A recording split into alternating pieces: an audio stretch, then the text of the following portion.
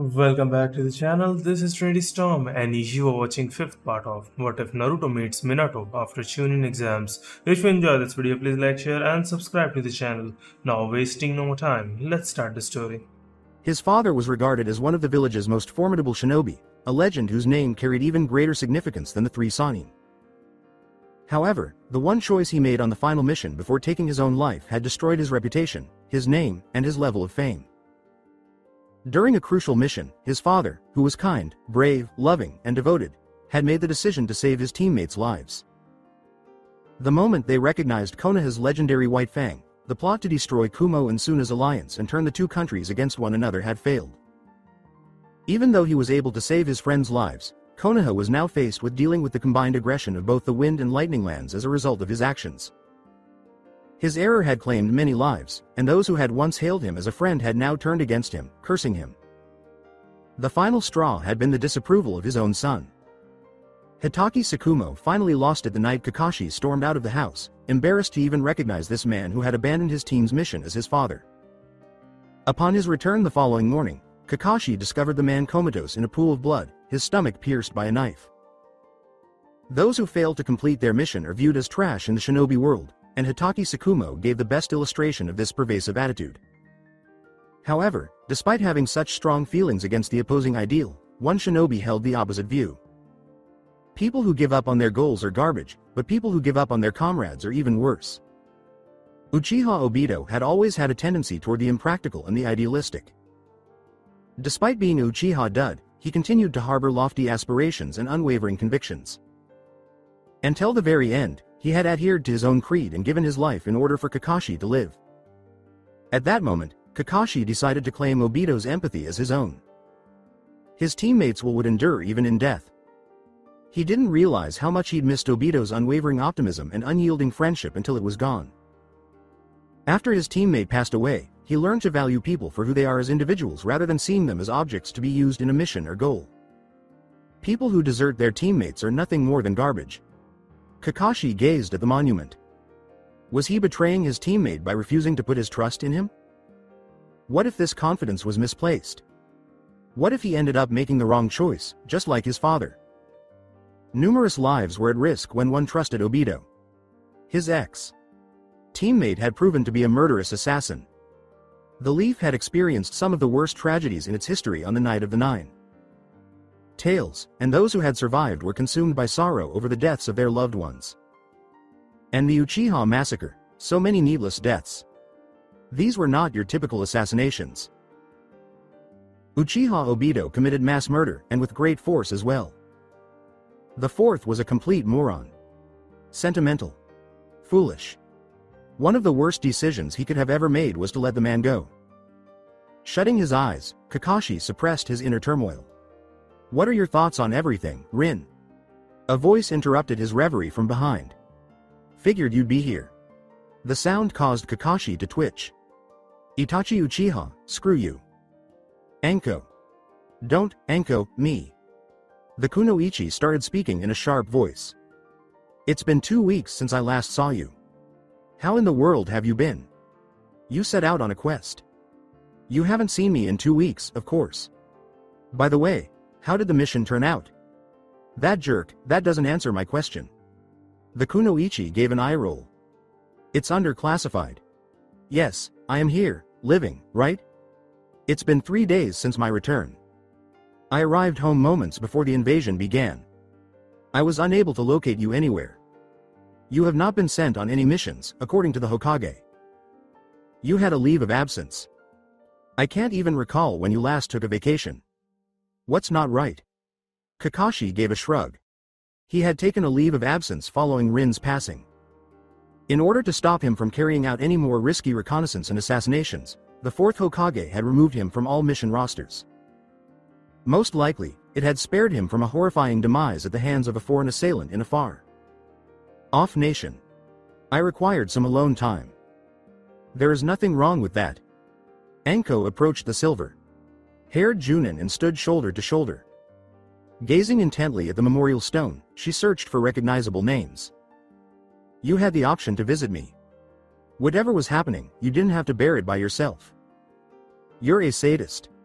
Kakashi grimaced exaggeratedly. It gives you pleasure to see people suffer. Thank you, but no. His partner snorted. I was also the one that supported you after your sensei passed away. Take a look. I've been completely serious about this, even though you might see it as an intermittent thing. About us. You are aware that I would not harm you in times of need. Kakashi sounded slightly incredulous in his voice. What about that time you jammed a stick of dango in my mouth while I was lying paralyzed and completely helpless? That was different. Kunoichi let out a moan. I swear, it's like trying to get you to eat dango to get you to talk about your emotional issues. Really? I'm still baffled as to how someone could not enjoy dango. Dango is incredible. It doesn't matter what you say to me. I will force you to eat dango on a daily basis until you get used to it. It is inevitable. See? Sadist. Kakashi grinned. Anko licked her lip. And you're going to explain everything to me? I would like to know why, since the invasion, no one has been able to see or hear you. My name is Ninja. I work at it. The Chuunin answered casually. Anko sighed, swallowing a fit of rage to lash out at the annoying man. She brushed against her partner's shoulder. In roughly 20 minutes, my patrolling shift begins, and it ends at 6 o'clock. You'd better be there because I'm bringing dinner to your place after. You're going to explain to me why you've been hanging out with people once more. You get it? One condition. Name it. Dango is not permitted to be brought. It will be the initial step towards recovering from your fixation. Anko let out a sigh. I guess. She turned to walk away. Kakashi smiled and gave her a little wave. See you tonight then. The Kunoichi nodded and headed out into the forests. She would have just enough time after her shift to return, turn in her report, and get takeout. In addition, she would need to conceal a box of dango in a storage scroll for when he had settled in. She would never get him to eat it again if she gave in to his no. Dango request now. Whether you wanted to or not, he was going to learn to like dango, no matter how difficult or drawn out the process would be. First of all, San. Remain in this place. I'll return in a short while. Itachi entered the well-known space and took a seat at the table. His gaze darts across the spotless kitchen floor and counter. Before bolting, Sasuke gave his brother one last glance. He'd let most of the estate fall into disuse ever since the massacre. With the exception of reminding himself of what he'd lost, he had no visitors and no reason to be anywhere he didn't need to be. Sasuke darted into his room, grabbed the broom, and ran to his brother's room. After sliding the garden door open, he inhaled deeply. He swept across the floor in wide circles, sending clouds of dust billowing upward and out into the open. A few minutes later, he looked around the room. It satisfied me. He ran to the storage room, propped the broom in a corner, and took out a mat, a food and a light cover. He spun around and almost ran into his sibling. What? Itachi. You should stay in the kitchen, I told you.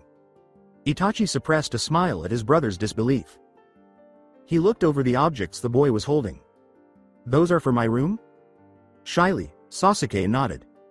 I burned all your things when you left. I see. Sasuke looked into his brother's face, trying to read a look or two. Your room isn't prepared. I will notify you upon completion. Return to the kitchen. He started to return to Itachi's room with a swift step forward, but he was halted by a hand on his shoulder. Sasuke. Exasperated, Sasuke turned. I'll be done quickly. I swear. Simply put, stay in the kitchen. I'll.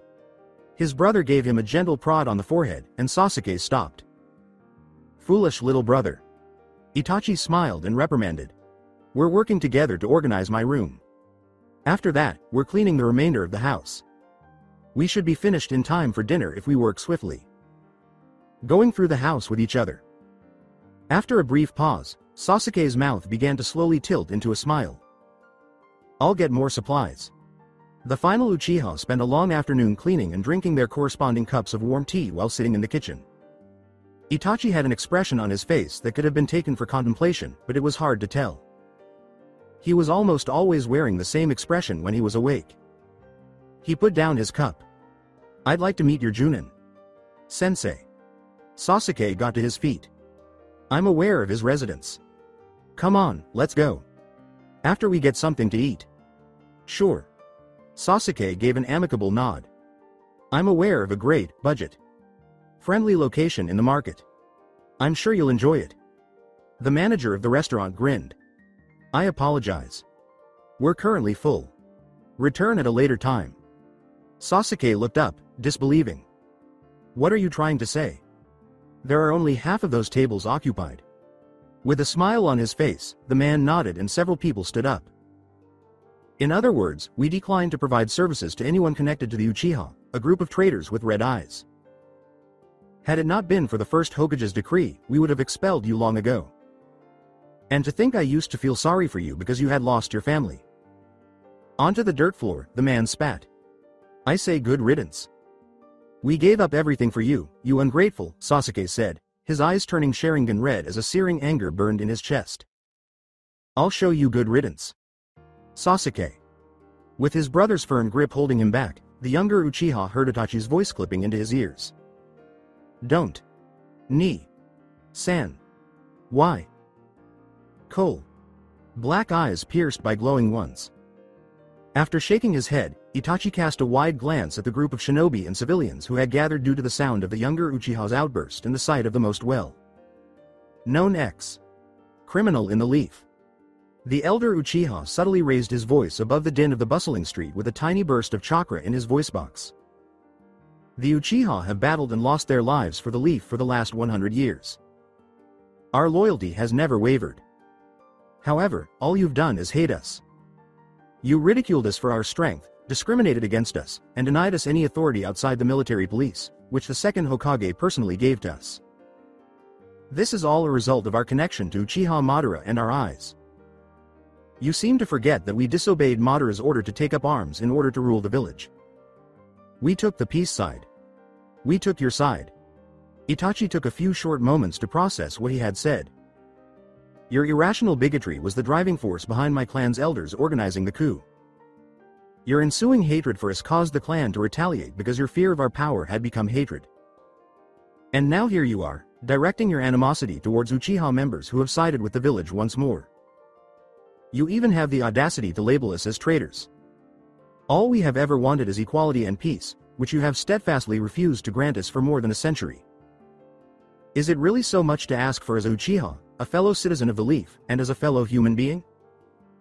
After completing his speech, the Uchiha paused to see how the interested citizens were responding. No, it isn't. A man approached, a woman trailing him, and held out his hand. Sarutobi Asuma. Itachi held his own hand out in a tactful gesture after pausing to study the disheveled man. I've read about what you did. They shook hands. The way some of my fellow villagers chose to treat you and your clan makes me very proud. After what they did to the son of the Fourth Hokage, you'd think they would have learned. There will always be those who cast shadows of irrational fear, ignorance, and suffering, but they don't represent our people as a whole, the man said, turning a wry glance to the restaurant manager who appeared offended. My father, the third, always fought to the very end to uphold the values of equality and understanding, and he died doing so. I recognize the depth of the sacrifice you've made for our peace as his son. Asuma bowing. We are grateful for what you've done for the village and its people. The next to rise was a woman. Yuhi Kurenai. She bowing. For whatever it is worth, you also have my gratitude. The small group of spectators burst into conversation. Some people were appalled by the exhibit in front of them and shook their heads, but others were moved by the Uchiha's speech. The Uchiha's reconciliation with the village through the son of the third Hokage had social and political ramifications that the astute ones did not fail to notice. The manager was furious and got up, swearing and muttering to himself. You guys are all idiots. Await the moment when they stab you in the back. Kurenai smiled outside the shop. Are you able to come to dinner with us? We would not mind a little company as we happen to be strolling down the street looking for a nice place to eat. It'd be a pleasure. Asuma nodded in response. We'd be honored to join you. Itachi gave a polite reply. He glanced over his shoulder. Sasuke. I'm coming. The younger Uchiha shot one final, vicious glare at the eatery in front of him. He glanced up at their newest walking companions.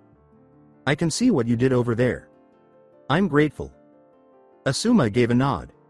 You've endured far too much suffering. You two together. The least we can do is this.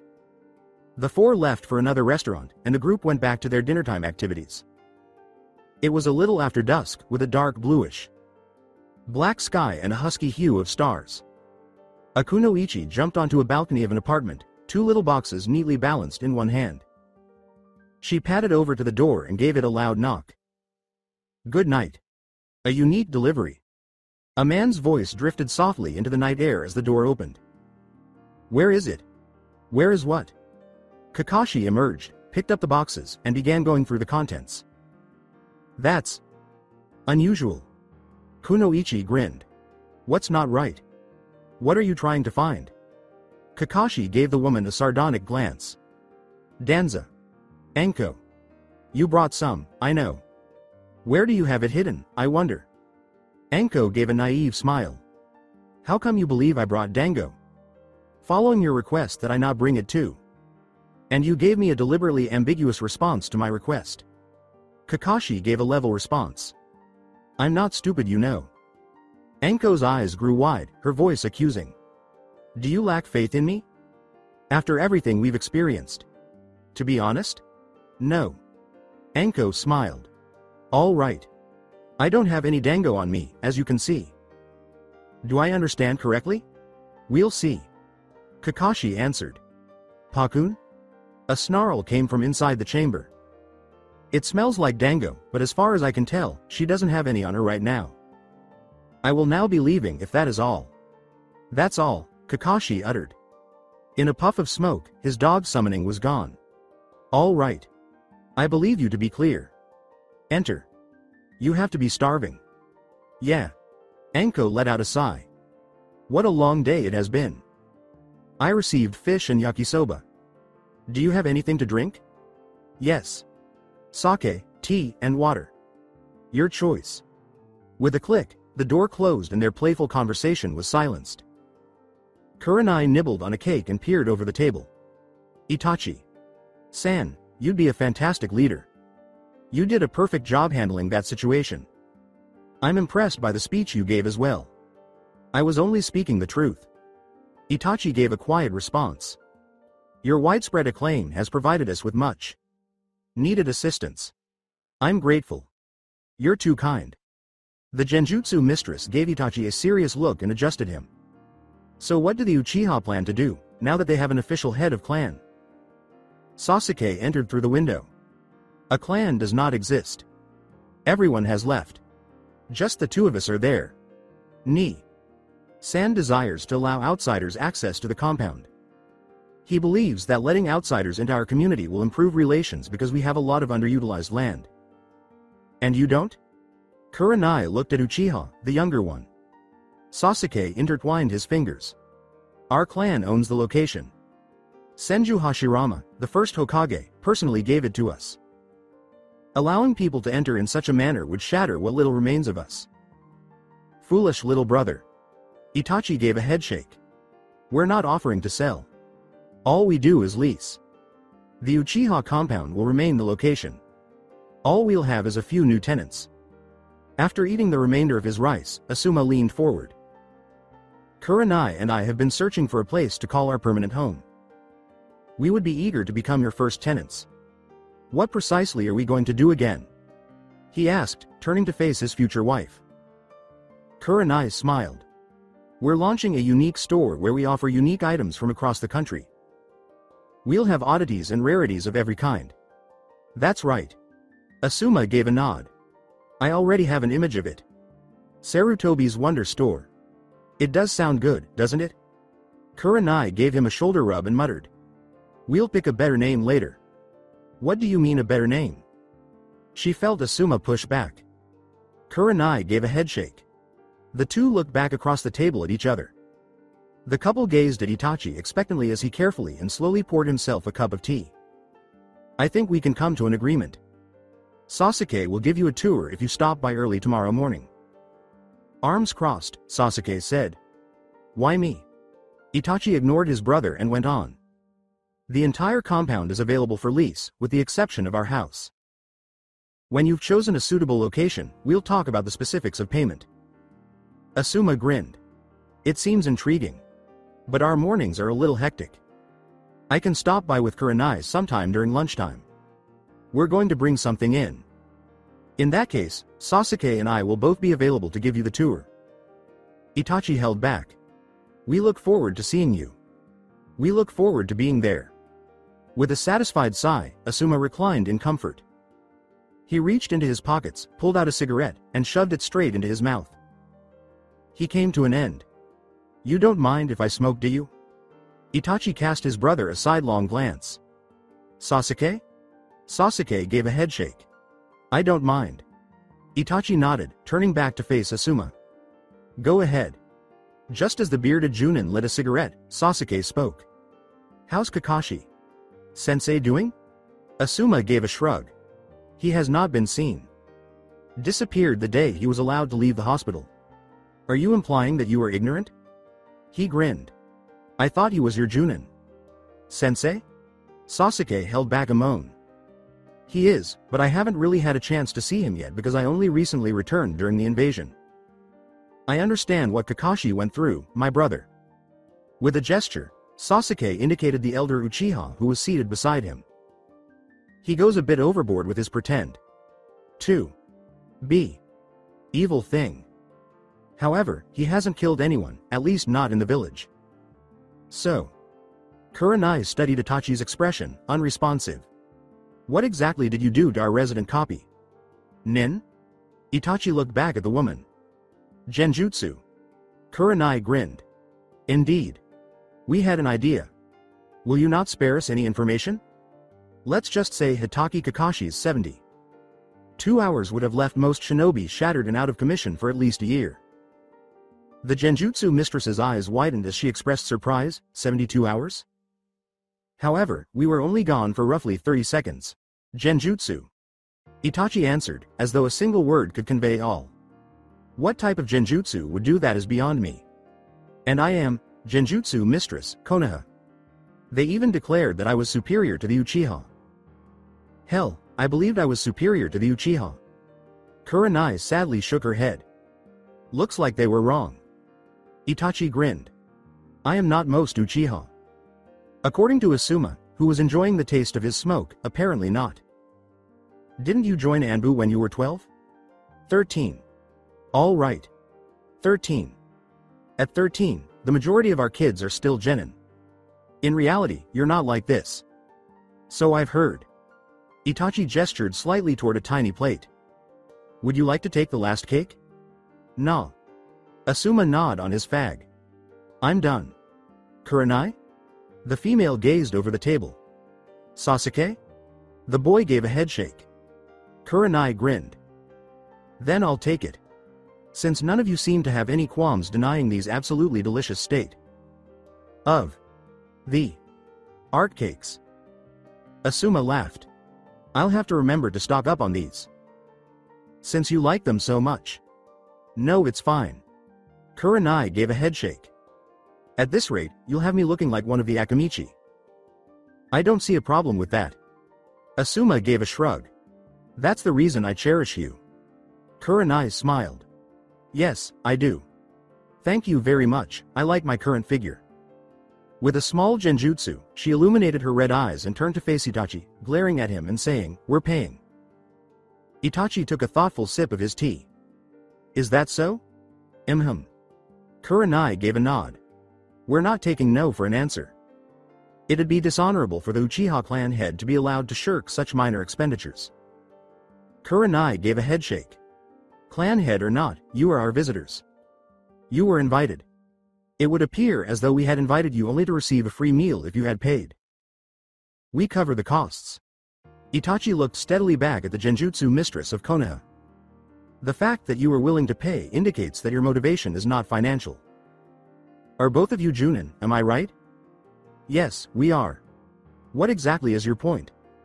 Chuunin are typically highly compensated for their general services as well as the missions they complete. This dinner is nothing compared to our respective large budgets.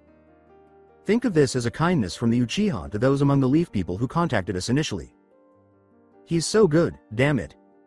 Kurenai let go of the genjutsu that was before her. You'll have to let us treat you next time then. Itachi gave a small smile. I believe that can be arranged. A sound filtered through the doorway. This way up. The doorknob made a few pointless clicks. Then there was a knock. Kakashi let out a sigh. I'll probably need to get that. Kakashi put on his Chuunin clothes, pulled his mask tight around his face, and headed for the door. Sasuke looked through his Chuunin. Sensei. Kakashi. My brother wants to speak with you. Your brother? Kakashi's eyes grew wide upon seeing the elder Uchiha. Itachi gave a small bow. Kakashi Hitaki. We haven't really been introduced, I think. He extended a hand. Uchiha Itachi, head of the Uchiha clan and Sasuke's older brother. Kakashi ignored the hand and looked at the former criminal in silence for a few minutes. You are a cruel person. You are the sickest, most depraved, and lowest person on earth. Do you really think you understand what it was like to endure 9,345 repetitions of excruciating physical torture? Itachi pulled back his hand. You counted? I counted, of course. Do you really need to say that? The Uchiha gave a bow. I sincerely apologize. My regret is too great for words to begin to describe.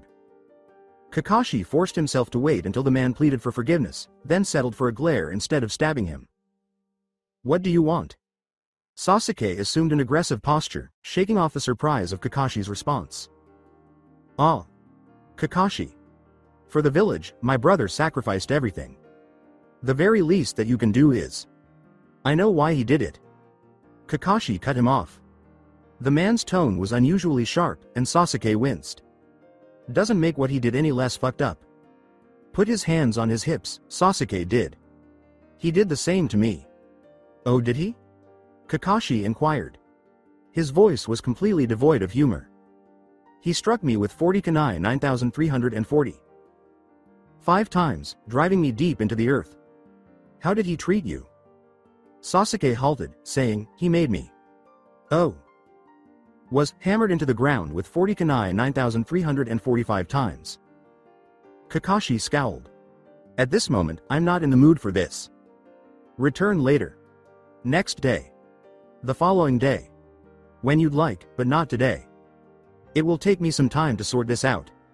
Itachi gave a nod. However you see fit. I'm happy you recovered so quickly. Gracious. I suppose. Kakashi grinned. Bye. As the sound of the Uchiha's departure faded into the distance, he closed the door and turned. All right now. Where had we been? His mask was ripped off, and he was pushed against a wall before he could even register the stick of dango. Before the obscenely sweet ovular confection was forced into his mouth, he managed one last thought. I was aware of it. I anticipated that she would. Kakashi swallowed. In her spacious, deserted home, Tsunade Naruto knelt down and allowed the silence to drown out her sorrows.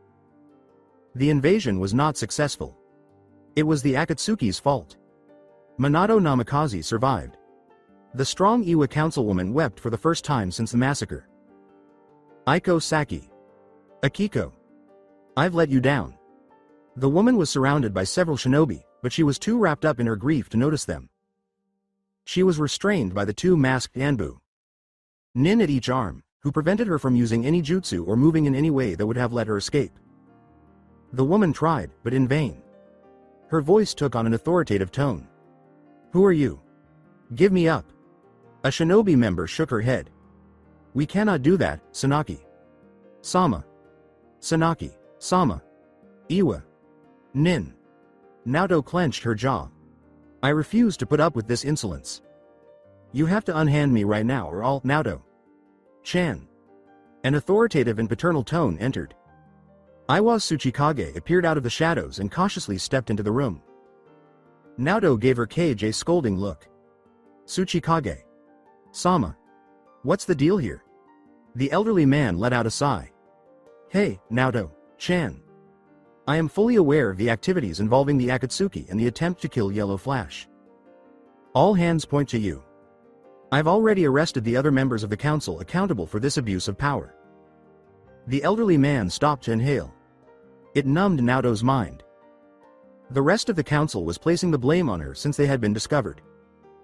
You are under arrest for deliberately disobeying your cage's orders and provoking unwanted hostilities.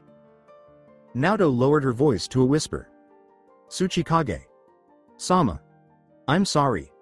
The elderly man's tone grew softer. I apologize that things had to go this way. I recognize that. You understand nothing.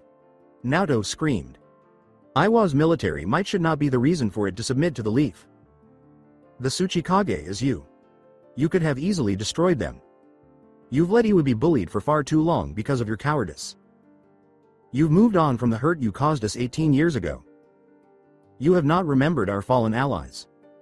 Our household. Our folks. You no longer remember what he did to us. Your tranquility is merely a deception. Namikaze Minato is content with his son and lives happily while they're dead. Naoto's voice trailed off as she spat the name onto the ground.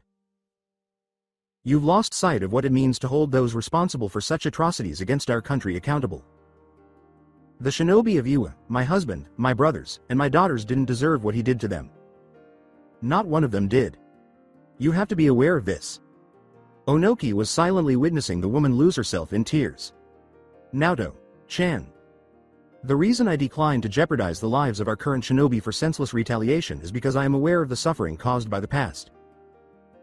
I've been around long enough to see that the direction you're going will only cause more suffering for our own people as well as the enemy. We are all human, whether we are Iwa or not. Would you have me inflict more unnecessary death and fighting on the citizens of our countries, since the shinobi world already has enough of both? Yes. Naoto answered with complete assurance. If it would bring justice to our dead. Then you have lost your way. Onoki's tone sounded melancholic and heavy. Dead people never really go away. They are not resurrected by us. The lives of those who are still with us must be valued. For the benefit of themselves and everyone in their vicinity. My children are you. If there is any chance to stop the suffering, I won't put up with it. The elderly man stopped to inspect the comatose woman in front of him. We are lucky the leaf did not decide to retaliate, Naoto-chan. Silently, Naoto knelt, unable or unwilling to answer further. Into his former advisor's lifeless eyes, Onoki peered. The terms of peace offered by the leaf have been more than reasonable. No demands for monetary compensation were made.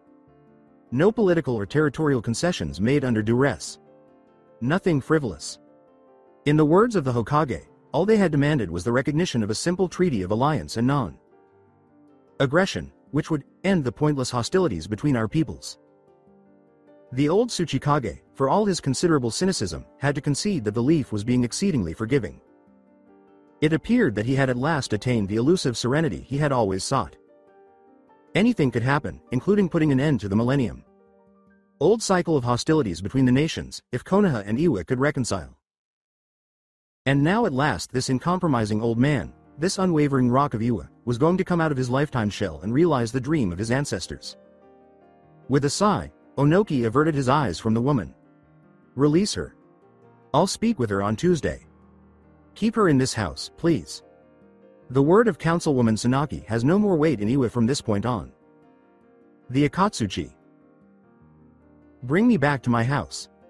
Yes, Tsuchikage. Sama. As he pulled the elderly man into his arms, the bulky shinobi spoke. Zetsu emerged from the undergrowth. First to break the news was White Zetsu. Obito. Itachi Uchiha has deceived us. Obito balled his hands. What? The company is collapsing. We need Nagato to bring Madara back to life. It's our last remaining hope of getting the Biju. Zetsu surveyed the area. Obito. Where's Kakuzu and Hidan? Obito scowled, a hint of rage in his voice. Kakuzu's been killed, and Hidan was sealed away. Not at all. Zetsu in white was stunned. How? Namikaze Minato. He wasn't such a fool after all. What do you mean? Obito snarled in frustration. What I mean is that while he's removed most of the seals he placed on me, the Yellow Flash conveniently forgot to remove his Flying Thunder God seal. Thus, Obito was being used by the Yellow Flash to locate the remaining Akatsuki. And he's vanquished both Hidan Black Zetsu and Kakuzu, Zetsu mused. What's stopping him from coming back? If I had to guess, he's waiting until I get back into Akatsuki's headquarters before he makes his next move. Obito gave an explanation.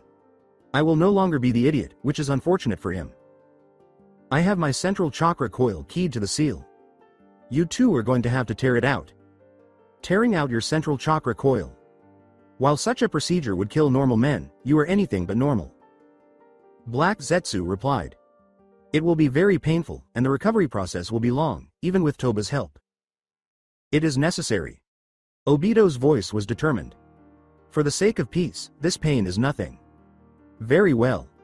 Black Zetsu expressed his agreement. Lie down, Obito. And so the Uchiha did.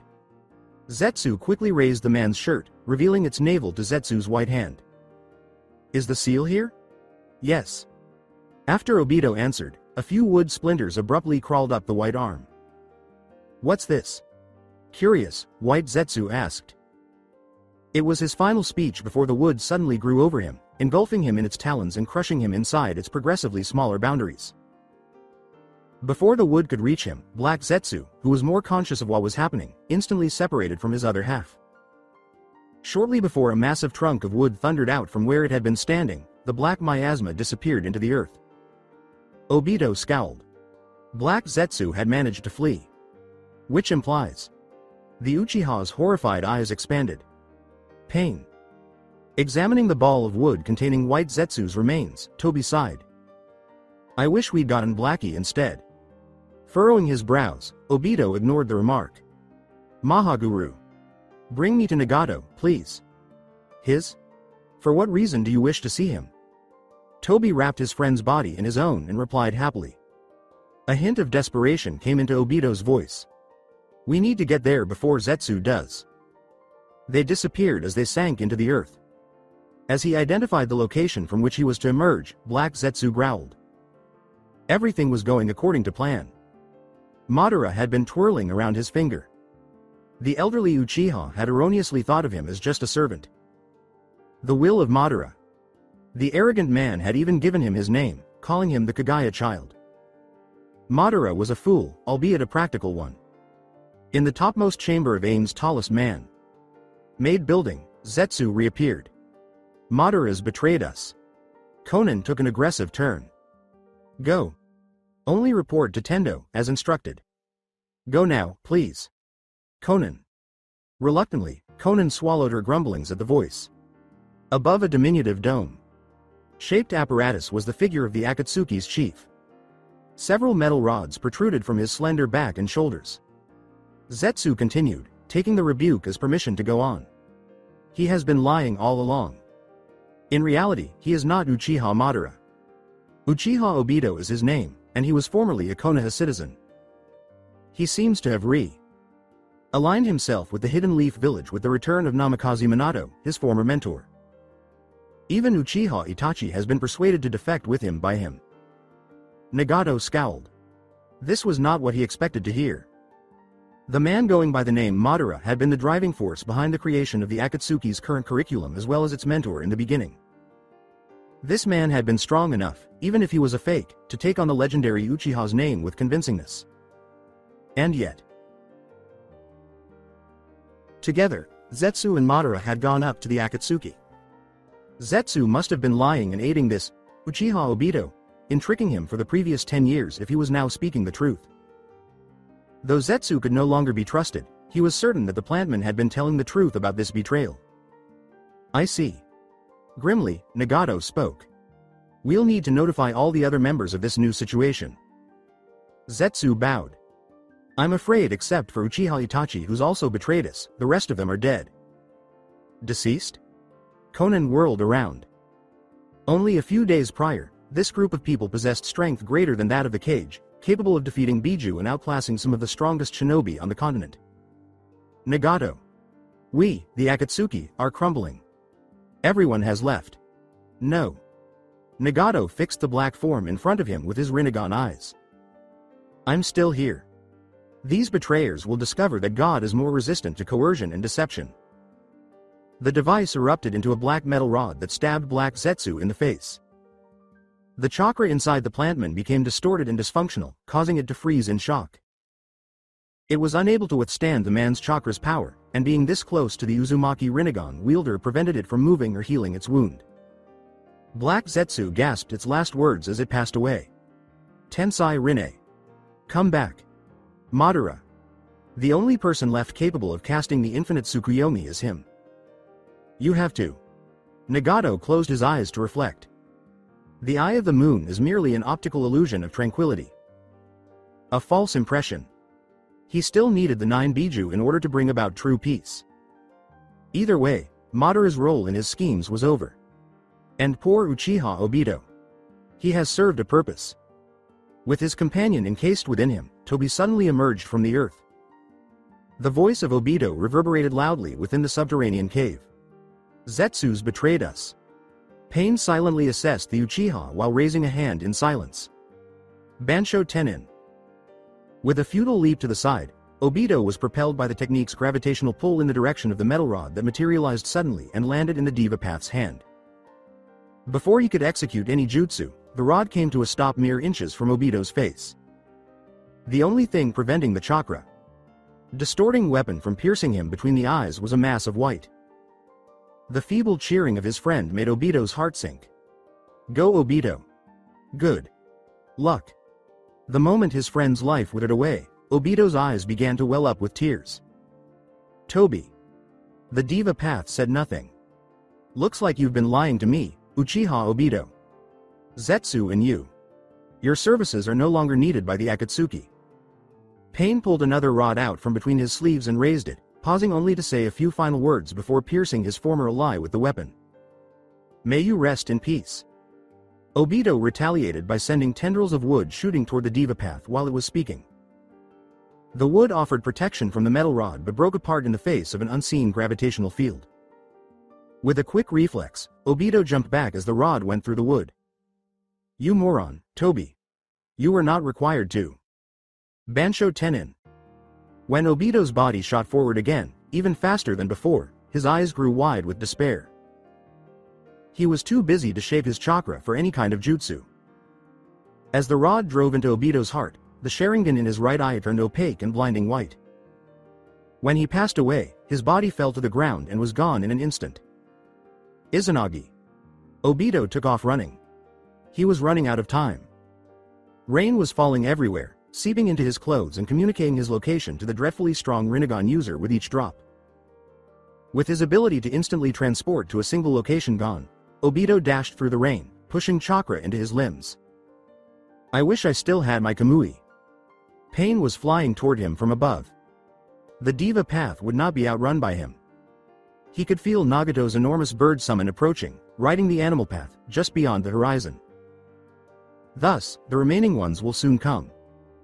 Desperately, Obito ignited his chakra into the seal of the flying thunder god that was etched on his stomach. Thank you, Minato. Sensei. Thank you, Minato. Sensei. Hey, Minato Sensei. Be quick. Minato's eyes darted open from his meditative focus near a cave at the wet borders between the lands of rain and fire. Chakra flashes glowed like a beacon against his consciousness. He let out a sigh of comfort. It was risky to interrupt the natural chakra's intake. It was a lucky break, and skill, that the interruption hadn't turned him into stone. Though he had anticipated a few more hours for a more extended version of Sage Mode, he was unable to ignore this clear call for assistance. He nudged Jiraiya, who was seated similarly, gently. With a slow blink, Jiraiya opened his eyes, the nature chakra causing his irises to take on vibrant, pigmented colors. They would have to be at their very best and prepared to take on the legendary Rinnegan. Jiraiya. Senni. Obito is making a help signal. I'm heading out. Jiraiya scowled. You won't take such action. We have already discussed this. He is now aware of your seal. There are a minimum of 20 distinct ways that I can imagine to set up a trap for that. It's possible that he has prepared an attack the moment you show up. It's possible that he's using poison gas to delay your arrival. It's just too dangerous. I teach him. What would have happened if I had saved him? The worst crimes in recorded history have also been committed by him. Why are you unable to simply pay attention to what people are saying? Avoid being a moron. I will never, ever forgive you if I lose you, or if your son loses you once more. You can't. I am able to. That's the reason I will. I'm not going to stop. And don't threaten me with my son. You don't have to explain to me what I already know. Minato, wait. Jiraiya stood up frantically, determined to do anything, to stop his student from walking out. Minato halted. An additional signal erupted. It came from one of his Hiraishin kunai, which remained mostly dormant for a long time until he specifically reached out to it or until a hard physical blow startled it. It was the same one he'd given to the friend of Naruto. The design of training ground number 3 was instantly recognizable to him. Uchiha Itachi, Uchiha Sasuke, and the limp form of a child hovering over Itachi's shoulder with his chakra essentially non-existent. His offspring. The Naruto. Jiraiya sighed, taking Minato's quiet pause for a capitulation to his entreaty. Look, I know how hard this is for you, but you have to consider. The sage gaped at the spot where his student had been standing only a few moments before Minato disappeared. Minato, you idiot. In the moments prior to. Thank you. Sasuke exhaled a sigh of comfort. Could you please set my friend down now? Did you not injure him too severely? My friend. Itachi, recalling the Jinchuriki's indignant statement, suppressed a smile out of habit. I'm more of a brother to him than you will ever be. Itachi put Naruto on his back, lifted his shirt, and said nothing. He covered the 9 tails with his hand over the 8 trigram seal. I've shared the connection between his chakra coils and Biju seal. His roots are no longer appropriately operational. With a worried voice, Sasuke knelt on the other side of his friend's body. Is that why he's not waking up? Itachi gave a nod. Chakra exhaustion is a similar condition to the symptoms. Regretfully, I lack the sealing knowledge necessary to recreate the seal. His survival now depends on his connection to the 9 tails. He has a week, maybe a few more, left with his regular chakra, which is just enough time for us to have taken the Biju out of him. Sasuke's expression became thoughtful. You were really planning on killing him, weren't you? Itachi tried silently to redraw the seal but was unable. He scowled. Itachi. With his brother's silence indicating that his question was answered, Sasuke growled. I understand why you wanted me to despise you, but this is getting too much. I'm in shock at you. Itachi tried to fix the seal one last time. Who knew if the medic Nin from Konoha could accurately diagnose Naruto's ailment and pinpoint the seal as the cause? Sasuke was not wrong to denounce his deeds. He had overreached himself, and now this blonde that Sasuke seemed to hold in such high regard was in danger unless he took action. And then there were the Anbu Nin that Tobi and he had earlier rendered helpless. Most likely, he would have to signal for assistance from the leaf Nin, which would require giving himself up. Itachi got up and lifted Naruto onto his shoulder. He has to be taken to the hospital. The seal can only be fixed by Jiraiya or the Fourth. With a worried expression on his face, Sasuke gazed in shock at his brother. What happens if they leave the village? We can't really expect them to appear out of nowhere every time. Hold on. Abruptly, he remembered the farewell present he had received what seemed like a lifetime ago. He reached into his pouch and felt the 3-pronged weapon with his fingers. Tell me by tossing it. I promise to be there for you at any time. With great force, Sasuke withdrew the kunai and flung it to the ground. Itachi's eyes narrowed. Anyone who knew anything about the yellow flash would have acknowledged the Hiraishin kunai as an internationally recognized artifact. It was unusual that Sasuke had one. Minato Namikaze. Would you really go to such lengths to keep my younger brother safe? Sasuke scowled. Looks like he's not. Itachi suddenly saw a burst of yellow hair and found himself gazing into the enraged orange irises of the former cage of Konoha. Put my son down. Itachi carefully placed the Jinchuriki on the ground as Sasuke tried his best to clarify the circumstances. There was an invasion by Iwa and the Akatsuki to capture Naruto, and I just got here a moment ago and my brother. I understand. Minato cut him off. Given that Naruto had already encountered multiple Iwa squads and the Akatsuki, it was not difficult to assume that he was being captured. Because of the Uchiha's submissiveness, it was also possible that Naruto's friend, why is his hair pink, anyway, had persuaded his rebellious brother to reveal the truth to him and to at least assist in this particular situation. Minato lifted his orange coat and placed his palm on the 8 trigram seal that was inscribed over his son's central chakra coil, noticing that he was emitting almost no chakra. The seal was set after a brief moment, and the former Kage gave a contented nod. I'll be taking him to the hospital. At that moment, Itachi's gaze flickered briefly to the Anbu. Nin that was nearby, incapacitated.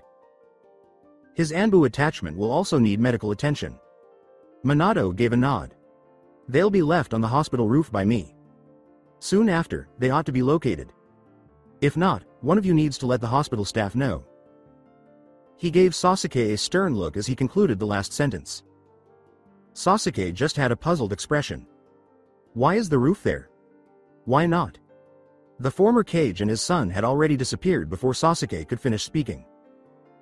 Naruto was gently placed in the shade by Minato, who reappeared on the marker he had placed on the hospital rooftop. He suddenly saw Sasuke's Hiraishin Kunai again. Disregarding the Uchiha, he quickly located the Anbu squad that was unconscious and proceeded to take each one individually, placing them next to his son. Minato left the Nation of Rain and returned with the final Anbu. Nin stretched across the hospital's tile floor in Konoha. He had no time to go through the inevitable formal internment process of 8 people into the hospital. There was no time for an explanation. The chakra signal on Obito was gone. Mokuton. Jukai Kuden. Enormous wood spines splintered out of the ground, causing the earth to tremble. Obito dropped his snake seal and flew again, releasing his finite amount of chakra. Thank you, Minato. Sensei. Hurry up. Impassive, rippling Rinnegan eyes descended from the sky. The former Akatsuki leader appeared far more formidable in death than in life, with his numerous jet black rods and the fabled Dujutsu injected into his face. Shinra Tensai. Obito scowled as the Diva Path's potent gravitational technique sent the enormous spines of wood he'd sent jutting toward the corpse hurtling downward. The Uchiha was flattened along with countless pieces of wood as the force continued downward. With his face pressed into the softened dirt, Obito gritted his teeth. The earth around him was thundered into a semicircled imprint that measured 100 meters. He assumed he was fortunate. It was fortunate that the hard earthen path had become mud from the rain. It was fortunate that Nagato's intense emotions caused him to divide his powerful abilities into 6 distinct forms. It was unthinkable for him to confront the Rinnegan wielder with all of his strength and chakra contained within his body. Not without his Kamui, anyway. Naturally, there were benefits to dividing the powers of the 6 paths into 6 distinct corpses, but Nagato had not done it for that reason. Yahiko would always be the Akatsuki's leader, which infuriated Uzumaki. That was all there was to it. Obito quickly rolled around, ignoring the mud on his face, and sealed his hands as soon as the pressure on his body released. Kaden. Goka Mekyaku. He exhaled deeply, and then a huge wall of fire shot from his mouth, engulfing the sky in a massive blaze and heading directly toward the Diva Path's falling form. It took him longer to regain sufficient strength to use another gravitational technique, the stronger the one used by the Diva Path. It could not escape being reduced to ashes by itself. Nevertheless, Nagato had a few more options for negating this tactic. Obito did not wait for the flames to go out. Instead, he swiftly used Daidara's preferred method of hiding, sink into the earth. Mogaragakure no Jutsu, Doten. Once underground, safely, Obito started to consider his options once more. As long as his reserves of chakra held, he could remain hidden here. No sensor could theoretically defeat the method. However, it immobilized him until he emerged, which would only happen if and when he chose to launch a counter-offensive. Obito almost chuckled at the idea. He might have been able to battle the Rinnegan user on more level terms if he had his Kamui. Under Madara's tutelage, he perfected the Sharingan's formidable Genjutsu, but it was ineffective against the Rinnegan. Neither could he fire chakra pulses into Minato's seal. It would reveal him right away. His only choice was to wait, ironically outmatched against an absurdly strong Dujutsu. But he was no longer in the chakra. It was only a matter of minutes at most before chakra exhaustion struck due to his heavy usage of multiple large-scale jutsus. The Uchiha closed his eyes and began to formulate a plea.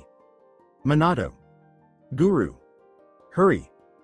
A large ugly bird appeared and descended from beneath the massive fire release technique's fading flames a short distance away. Leaping off the bird's back, the Diva Path was called out of the air and away from Obito's expansive wall of fire.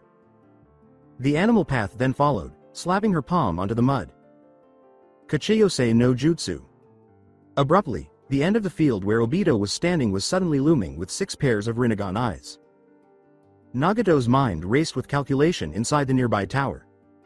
Obito's chakra had become invisible due to its descent into the earth. Obito would have long since vanished if he was similar to Zetsu. But Nagato's eyes had seen everything. What had brought him here was the item that had accompanied the Uchiha. Now that the creature had died, Obito was by himself. The man could no longer phase through objects or travel through space. Time for whatever reason, but he also shouldn't be able to do so like Zetsu. In the vast 300-meter radius earthly plot that lay before his 6 paths, he was probably underground somewhere, but precisely where he was underground remained a mystery. It was Obito who had approached him pretending to be Uchiha Madara. He genuinely believed in the illusion of peace that his plans would bring. What altered? The Diva Path roared with effort and clapped his hands angrily. With Obito inside, the whole expanse of earth burst open into the sky. The chunk the size of a city shot up, huge reserves of mud hurling off and showering down on the ground. Obito felt the upward vertigo of the Diva Path's gravitational technique, and inside, a pit of fear sweltered. He was not able to know. He was unable to. Obito felt the chunk of land tumbling at terrifying speeds before he had a chance to process his shock. He would be crushed inside, along with the stony substance all around him. Obito leapt high into the air just before the earth shattering collision, only to see the animal path perched atop a bird, the Asura path and the human path facing 2 different directions to survey his appearance. Even with the Diva Path's powers momentarily nullified, Nagato allowed a quiet sense of satisfaction to seep in. Discovered him. Simultaneously, a distortion appeared in the atmosphere, and the Uchiha found itself in company. Obito let his thoughts drift into the night, allowing a tiny bit of relief to wash over him. The newcomer gently allowed Obito to fall into his arms before glumly assessing the circumstances. "So you're Nagato, leader of the Akatsuki." Nagato raised his tower and scowled. It appears that the Uchiha traitor had already revealed everything for this stranger to know his name. The danger to his schemes was growing. He would have a better chance of accomplishing his goals if he could get rid of the Uchiha and this newcomer. It would also need to be done by him before they vanished. He was only going to get one shot. Nagato prepared the attack, his lips pressed firmly together. He needed to take a break. The yellow flash, 4th Hokage of the Hidden Leaf. Why did Uchiha Obito betray the Akatsuki? Feeling the fire. Propelled explosive projectiles close in from behind him, Minato narrowed his eyes. That was the benefit of being a Sage Mode sensor. Nin. He sensed everything around him, and this blatant trap was no different. Minato scowled at the expressionless face of the woman with orange hair who had finished speaking and disappeared. The missiles missed their targets as they passed through empty air. Nagato's mouth tightened. He's escaped? Conan asked, more of a statement than a question, as he peered into the enraged face of the skinny man. She looked over her partner. He had exhibited no emotion but annoyance and apathy for a long time. Though she would have rather it had been something other than rage, she would have accepted it nonetheless.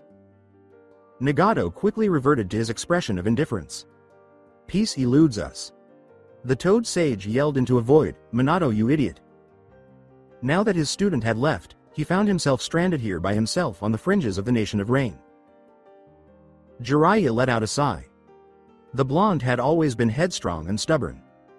It seemed that 12.5 years of death had done nothing to alter that. The stark reality was that Naruto had adopted his father's uncompromising outlook. It was helpful for training and achieving long-term goals, but in situations like these where they ran into potentially fatal situations, Jiraiya couldn't help but feel anxious and tug at his hair. All he could do at this point was remain and give Minato a safe haven to retreat to. By the end of the day, if his student hadn't returned, he would have to prepare for the worst and carry out the mission by himself. Jiraiya relaxed his frazzled nerves by sitting in a meditative pose. A few minutes afterward, Minato materialized, revealing the Toad Sage sitting with his eyes tightly shut in intense focus. He let out a soft sigh and spoke softly. Jiraiya. Sensei. Gradually, Jiraiya came out of meditation, emotions well under control. That was quick. It was Naruto. They signaled me from the village. But Obito. His chakra's gone. I think he's passed away. The chakra of his student flared back to life and Minato froze. He smiled pityingly at his mentor and said, "I'll be right back." Jiraiya simply let out a dejected sigh. The rain was still drizzling at the boundaries of the Land of Fire, even beyond the boundaries of the nation. Not only was cloud cover the standard, it seemed to be the country's permanent environment. The place was just irrevocably gloomy, even with the warm fire flickering beneath the cover of the shelter they'd built. The air was already damp with rain, made worse by Jiraiya's paranoia. "Oi! Minato! I'm talking to you. I found him fighting the leader. Considering that and all the information he's given us." Minato sighed, observing his mentor's expression becoming impassive. "I'm not going to seal him up again. He just let me do it, which is just another reason to trust him." Jiraiya sighed in agreement. In general, he was not a cynical man. Orochimaru used to chastise him for being overly trusting, in fact. That probably didn't mean much coming from one of the most paranoid men alive. However, this was no isolated instance of nebulous doubt. As he recounted his 15 years of life, Obito demonstrated his capacity for various forms of deceit, manipulation, and outright cruelty. Obito was even more manipulative than Orochimaru, and Orochimaru was the worst there was when it came to such things. Maybe he's acting just to gather intel on us. Maybe he's just waiting for the perfect time to inflict the most amount of damage possible. Think about what you told me about him. Don't tell me you don't think he's capable of doing something like that." Minato looked patiently at his mentor and said, if he was going to try anything, he could have done so by now. Jiraiya raised an eyebrow at his pupil's indifferent expression. Is he sneering at me?" He gave a little snort, then allowed the circumstance to send him reeling back into giggles. Jiraiya's remarks were cut off in another fit of laughter. "Look at you," he said, his laughter fading. "You've really taken what I've taught you about understanding and forgiveness to heart. Now you're the one trying to convince me." Minato unwinded. He turned and glanced at his own student, who appeared gloomy, saying, "I'm going to get more firewood." On the half dry grass and dirt carpet, Obito lay weary. A cursory diagnosis revealed that he was depleted of chakra. One of his new eyes had stopped working, wherever he'd obtained them, and the other remained permanently activated as a Sharingan. He suddenly had the urge to grab the man by the neck. It was Obito who had launched the attack on the village and set off the Uchiha massacre. Just a tiny portion of the suffering his pupil had inflicted was represented by the exclusion of Naruto and the sacrifice of the Uchiha brothers. Minato gave a headshake. This was incorrect. His pupil is not to be held responsible. Obito was nothing more than what his circumstances had made him. It didn't solve anything to give in to his inclinations. With Jiraiya, reasoning had come naturally. It had been much harder to reason against his own doubts, even as he'd clinging desperately to the happy memory of the upbeat, kind, and industrious dead last Uchiha he'd raised from Genin to Chuunin. Kushina had preferred Obito out of his 3 students. He had also killed Kushina. Minato remembered when he had removed Obito's first pair of eyes.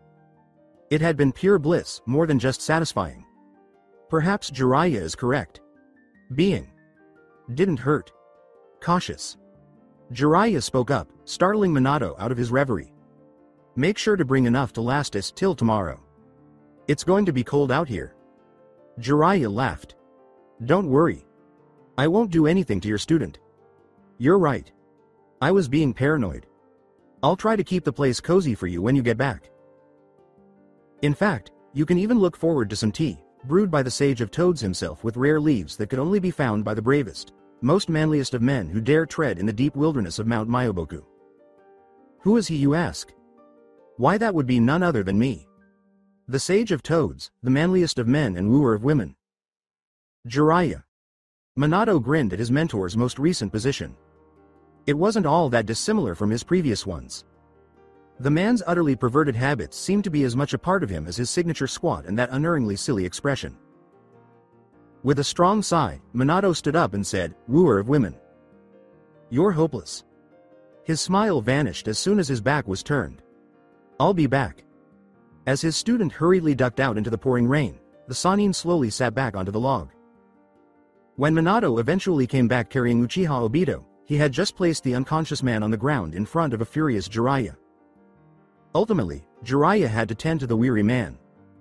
Even when he'd been fighting the voice of cynicism, he hadn't missed the way Minato had avoided turning to face his former pupil. Additionally, he hadn't overlooked the blood that spurted from Minato's fists as the former Kage's nails penetrated his palm, following his eventual permission to cast a fleeting glance at the unconscious and partially blind Uchiha in a prone position. With a sigh, Jiraiya opened his kettle and took out the tea leaves he had been reserving for a more joyous and meaningful occasion. Minato's nerves weren't handling the recent spate of attempted assassinations, confrontations with the Akatsuki, and whatever was going on back in Konoha very well. That was the only possible explanation. Through the opening of the makeshift shelter, Jiraiya turned his gaze out into the cloudy sky. This damn weather isn't helping either. The sound startled Obito, but he did not wake up from his dream. The excited groom, too. B and the joyful people around him seemed to have forgotten that they were still children as Rin stood next to him with a positive smile on her face as Kushina congratulated them on their impending marriage. Kushina was followed by Minato Sensei, who grinned proudly. Obito, congratulations. I hope you two have a very long and happy life together. Kakashi followed next. The recently minted Chuunin, his coal black eyes crinkling with merriment, sighed with envy. I wish you happiness. Rin's smile got progressively bigger. Obito is always happy, so what are you talking about? Not while he's attempting to outwit me, Kakashi mocked. You sure as hell are competitive for someone so weak. Obito accepted the jab with a callous smile. I love you too, Kakashi. Everything was irrelevant as long as Rin was present. As long as Rin is involved. Rin tumbled into his arms as he turned. As he held her, the atmosphere grew gloomy. Obito stared in horror at the hole in her chest that was bleeding. Why is this taking place? This was not anticipated to occur. This was not anticipated to occur. With a sharp cough, Rin let blood run down the side of her cheeks. With a desperate expression on her face, the girl put her hand up to Obito's teary cheeks as though she was trying to tell him something but couldn't. Obito focused more intently. What does she wish to convey? When at last Rin's voice reached his ears, it was firm and pitifully weak. Obito. I apologize. That was the sole path. Obito buried his face in her shoulder as he clung to the girl he had loved and still loved. Rin. You've been missed. The girl pointed, desperation in her voice, ignoring the grief of her teammate. Kakashi. Suddenly, Obito realized that hundreds of Kiri Chuunin and Anbu were encircling them, and that Kakashi was lying a few meters away. Rin's voice softened as the enemy Nin closed in on the masked prodigy's unconscious form. Help me protect him, the girl cried, her last nearly imperceptible words coming from a weakening body. Obito sobbed. Aid me in defending our house. The house echoed with the sound of bells. A voice was heard right away, but it was muffled by the floorboards. A visitor? At this hour? It's finally here. The voice drifted up to the room. Sakura. Could you get the door? With a sigh, Sakura covered her textbook with her head. However, I'm all the way up in my room, and you're much closer to the door. She snapped back, biting back her displeasure. Okay, Mom. Feeling annoyed, she put on her usual clothes and padded down the stairs. She had just completed doing the dishes and clearing the tables. It seemed as though a spiteful deity of destiny refused to allow her some alone time to unwind. She had spent the entire day out and about assisting with damage control as an active leaf. Nin. Stupid invasion. When she opened the door, a boy with short, pink hair was there. Hi. What do you want? The boy's eyes narrowed at the unusually vulgar welcome. The boy's tone changed to one of concern and annoyance as Sakura stared silently and said, Sakura. Naruto's hurt. We're going to the hospital to visit him. Let's go. Oi. Sakura? Sakura kept her wide-eyed posture. She was momentarily confused by the hair, but she quickly realized who this was. Instead of the other way around, for once he was genuinely paying her a visit and asking her to go somewhere with him. And all this time, where has he been? How could he have done his hair? Sasuke? Sasuke gave a wry smile. Are you coming or not? Sakura took a swallow. She shut the door, releasing a breath she hadn't realized she'd been holding, her mind full of questions. Let me put on my shoes. She inhaled deeply a few more times. A single item at a time. Mom. Dad. I'm going out to visit Naruto at the hospital. Her father said, okay, sweetheart. You'd better be back home before your bedtime. Sakura furrowed her brow. Yes, Mom. She hurried outside after fastening her shoes. Standing with his arms crossed impatiently, Sasuke usually gave her the warning to stop her habitual overindulgence in him. Generally. With his hair dyed such a tangy color and cut short, Sasuke somehow didn't seem as intimidating. Sakura overcame her customary reluctance and opened up about her feelings, releasing the anger and sorrow she had been carrying since Sasuke vanished. With a look usually saved for Naruto, Sasuke conned a glimmer of fear as his teammate walked up to him. You've got a lot of explaining to do disappearing for an entire month like that. Do you have any idea how worried we were? What in the world were you thinking? Sasuke even-handedly answered, Sakura. I'm sorry. Abruptly, he was drawn into an embrace, and he had to suppress his natural reaction to object to the touch. We're a team. We stick together no matter what. Don't leave like that again. Sasuke tenderly gave the hug back. I won't. Sakura grinned and took the Uchiha's hand, saying, I'm going to hold you to that. Baka. Let's go see Naruto. Sakura's thoughts were jumbled when Sasuke smiled back at her. Something about him was different, something she was not quite sure what it was. Usually he wasn't this receptive to her affections. Sasuke? You seem different. The boy seemed to come to a conclusion, then stopped in confusion. It's my hair, isn't it? No. I mean yes. Sakura said, fighting the impulse to retreat. Sasuke couldn't be this guy. Whoever it was. He was far too amiable. An espionage? Was Naruto pulling a practical joke? Either way, she had to be careful not to give this, Sasuke, any reason to be alarmed about her knowing. Why is your hair pink? The boy grinned and said, I needed a disguise. Once more, and stroked his hair with his fingers. Now we match. Yes. Sakura studied the well-known pink and put on a contemplative look. Unquestionably not Sasuke. So what exactly happened to Naruto? From behind came a second, deeper voice in response. He's recuperating from chakra exhaustion. Sakura leapt back to face the two, her heart jumping with surprise. Okay. Who are you? The boy hesitated, as if he wasn't sure how to respond to her query. That's my brother. Sakura scowled. When I asked, I didn't mean that. The man bowed his head and said, I was wondering when you'd see fit to introduce me. Uchiha Itachi. Itachi Uchiha? Whoever these people are, it's obvious that they were aware of some of her teammates' details. Sakura felt a twinge of fear and trepidation at what she was about to undertake. Sasuke sighed in response to the pinkette's anxiety. Sakura. He's not really the criminal we've made him out to be. He did it all to protect the village. To protect me. I was wrong. The pink-haired boy leapt back as the kunoichi suddenly flipped out a kunai in a swipe. Sasuke's eyes narrowed. Sakura, what are you doing? Sakura firmly retorted, you're not Sasuke. Sasuke hates his brother, and he would never be so accepting. You let me hug you and hold your hand. Sasuke would never do that. He's a quiet brooding loner who spends most of his time thinking about how to get stronger. And the way you smiled. He doesn't do that either. Give me one good reason why I shouldn't scream for help right now. Sasuke scowled. Was I really that awful? Sakura. It's really me. Prove it. How? Sakura squinted at her thoughts. Remember what I asked the imposter? Naruto during the Chuunin exam? The boy hesitated and froze. He could recall the exact sequence of events. The Forest of Death had served as the venue for the exam's second phase. One kind of scroll was given to half the teams, and another to the other half. They needed to bring both kinds of scrolls to the tower tucked away in the forest in order to pass. Teams had to battle it out to remove the scrolls from one another. On the first day, one of the other teams sent a member dressed as a henge in an attempt to infiltrate, while Naruto had gone off to steal information.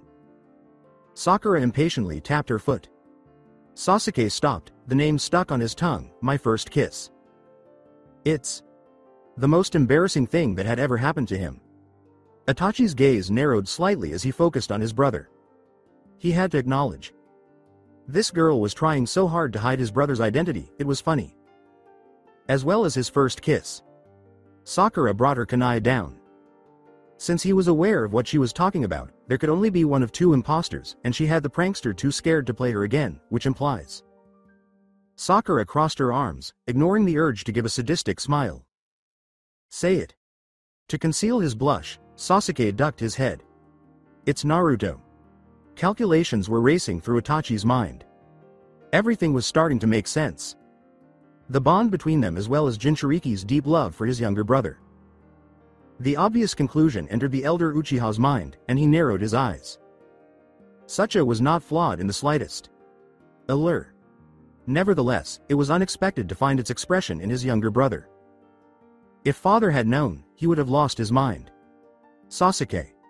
Oh my god. You're really Sasuke. Sasuke waited for the warmth in his cheeks to go away, glaring darkly at his shoes. She stopped and turned to face the third person present at the scene, saying, I thought you were trying to kidnap me for espionage or something. Sakura nodded. Oh, I'm sorry. Where are my manners? My name is Haruno Sakura. I'm Sasuke's genin teammate. Itachi nodded, his shock at the revelation of late beginning to fade somewhat. Well met. Sakura slipped closer to the still. A little. Red. Faced Uchiha. Are you sure that's your brother? With evident frustration, Sasuke answered, yes, I'm sure. Hands off. Sakura smiled, letting go of her teammate's arm. That sounds more like Sasuke to me now. Gingerly, Sasuke put a hand to his arm. Come on. We need to get there before visiting hours are over. Sakura gave a nod, and the pair leapt onto the rooftop. Your brother's not coming? Sasuke turned to face behind. From the dark, almost deserted streets, Itachi offered him an inconceivable smile and disappeared. I don't know. Naruto opened his eyes to see a small, comfortable room filled with a warm glow. It was nighttime, and the last thing he recalled was taking a hard hit to the midsection and tumbling into darkness. The brother of Sasuke. I was battling with him. Nay. Chan Chihiro. Ah. He exclaimed, causing two persons with pink hair to startle at the unexpected movement. After a quick glance around, Naruto fixed his gaze on his guests. The blonde squinted at the boy who was sitting far too close to her, asking, Sakura. Chan? And who are you supposed to? Are. His mouth fell open when he realized what it was. Sasuke? What's with your hair? Naruto furrowed his brows in perplexity as Sakura cheered as Sasuke placed his head in his hands. What could I have said? Okay, moaned Sasuke. In a technical sense, it wasn't his first statement. Sakura said dismissively, it's close enough. Leaning in closer, she whispered, the date. You made a pledge. Attention. Aren't you going to tell me what's going on? Naruto yelled, making his guests jump. After severing the two, he sighed with relief. What specifically happened to me? How did the invasion turn out? The blonde gave his other teammate an almost beseeching look and said, I can't be the only one who's seeing this. And seriously, Sasuke's hair is pink. Dobi. Why do you think this is such a big deal? What makes pink hair bad? With a sidelong glance at Sakura, Naruto remarked, there's nothing wrong with pink hair. It's just your hair specifically. It's the same color as Sakura. Chan's hair, you too. Faced bastard, it's the same color as Sakura. Chan's hair, Naruto's mouth fell open in stark realization. I assumed you were against her. Rolling his eyes, Sasuke said, it's just hair. It implies nothing. Sakura cut her off, glaring angrily at the foolish blonde who occasionally passed for her teammate, yes it does. Shut up Naruto. Righteous indignation gave way to a sudden and laziness as Naruto finally gave in to his enduring condition of chakra. Exhaustion, something he hoped he would never experience again. Chakra exhaustion was, well, exhausting, and his previous burst of energy wasn't exactly helping him heal either. Worried, Sasuke scowled, Naruto. What's not right? I'm all right. Naruto gave a wan smile and said, I think I should tell you something. I saw your brother. I believe he attempted to abduct me. I know. Sasuke answered, he told me. Did he tell you? Naruto's mind went blank. Wait. How come? The tale is lengthy. Allow me to begin at the beginning. Do you recall the evening you threw Tsunade off with a challenge? Naruto nodded, remembering that night very well. They'd gotten a really cool sword that they had to return to Kiri for some reason involving bettering political relations. It made him sad, because the sword seemed to like him. It was almost like having a pet porcupine. Then the old pervert had taken it away. It was a living sword, for crying out loud. Naruto pouted at the thought. He'd even given it a name, Kyubi-chan. His furrowing expression grew larger. Taking away his pet after they'd gotten so close was like tearing friends apart. It was cruel and unjust. His dad didn't help either. Sasuke. Naruto jolted out of his reverie. Alzo forced him to do it. Since everything has been made public, you will likely hear a lot about it over the next few weeks or so, Sasuke sighed. My brother also wants me to invite everyone I know to the house, so it's really just the two of you and Kakashi. Sensei. Hold on. I take it that your brother is returning to live in the village? That's his line of reasoning. Sakura interrupted, saying, his brother has been pardoned. Pay attention. Baka. Naruto nodded slowly, too tired to focus on anything at the moment. He'll have to ask for more information later. So no more revenge? Quietly, he questioned. No more revenge. Sasuke, no more gloomy, loner? Naruto had a contagious smile. With narrowed eyes, Sasuke said, I wasn't that bad. Both Sakura and Naruto said at the same time, yes, you were. Sakura shot a serious glance at Sasuke and said, you never talked to us. With a nod, Naruto said, unless you had to. You never really smiled. And you were always glaring at someone or something half the time you're awake. Grasping Sasuke's arm, Sakura said, but you were still so cool. Remember what I said about fangirling? Sasuke clutched. It's not fangirling if it's genuine affection, Sakura said with a cheery smile. If I was that horrible, why didn't you two just leave me alone like I kept telling you to? Sighed Sasuke. And seriously, Naruto said, leaning back on the hospital bed and staring up at the ceiling. Because you're our teammate. We'll bother you more the more you tell us to shut up. By now, you ought to understand how these things operate. With a quiet chuckle, Sasuke said, I'm glad you didn't listen to me. Sakura said, her grip tightening around her crush's arm, me too. After failing in his attempt to regain control of his arm, Sasuke gave his pink-haired teammate a stern look and said, please stop doing that. No. Sakura said with a charming smile, oh Naruto. They left some food on the table for you in case you're hungry. They may have ramen, I believe. Amanda? Naruto sat up quickly, his stomach gurgling and his weakness forgotten. Oh. Where?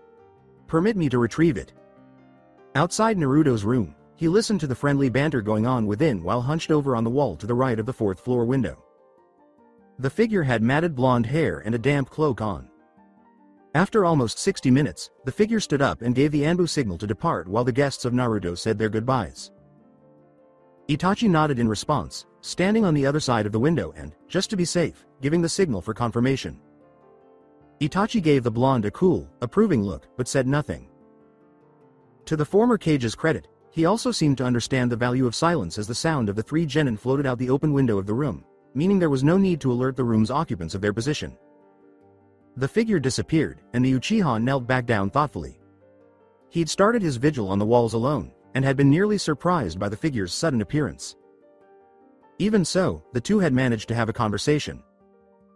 As though they were of the same mind, the overbearing brother and the devoted father had produced identical sets of chakra ink, brush, and sealing scrolls. They would converse through these scrolls, the glow of the chakra infused characters on the paper making them readable against the dim evening.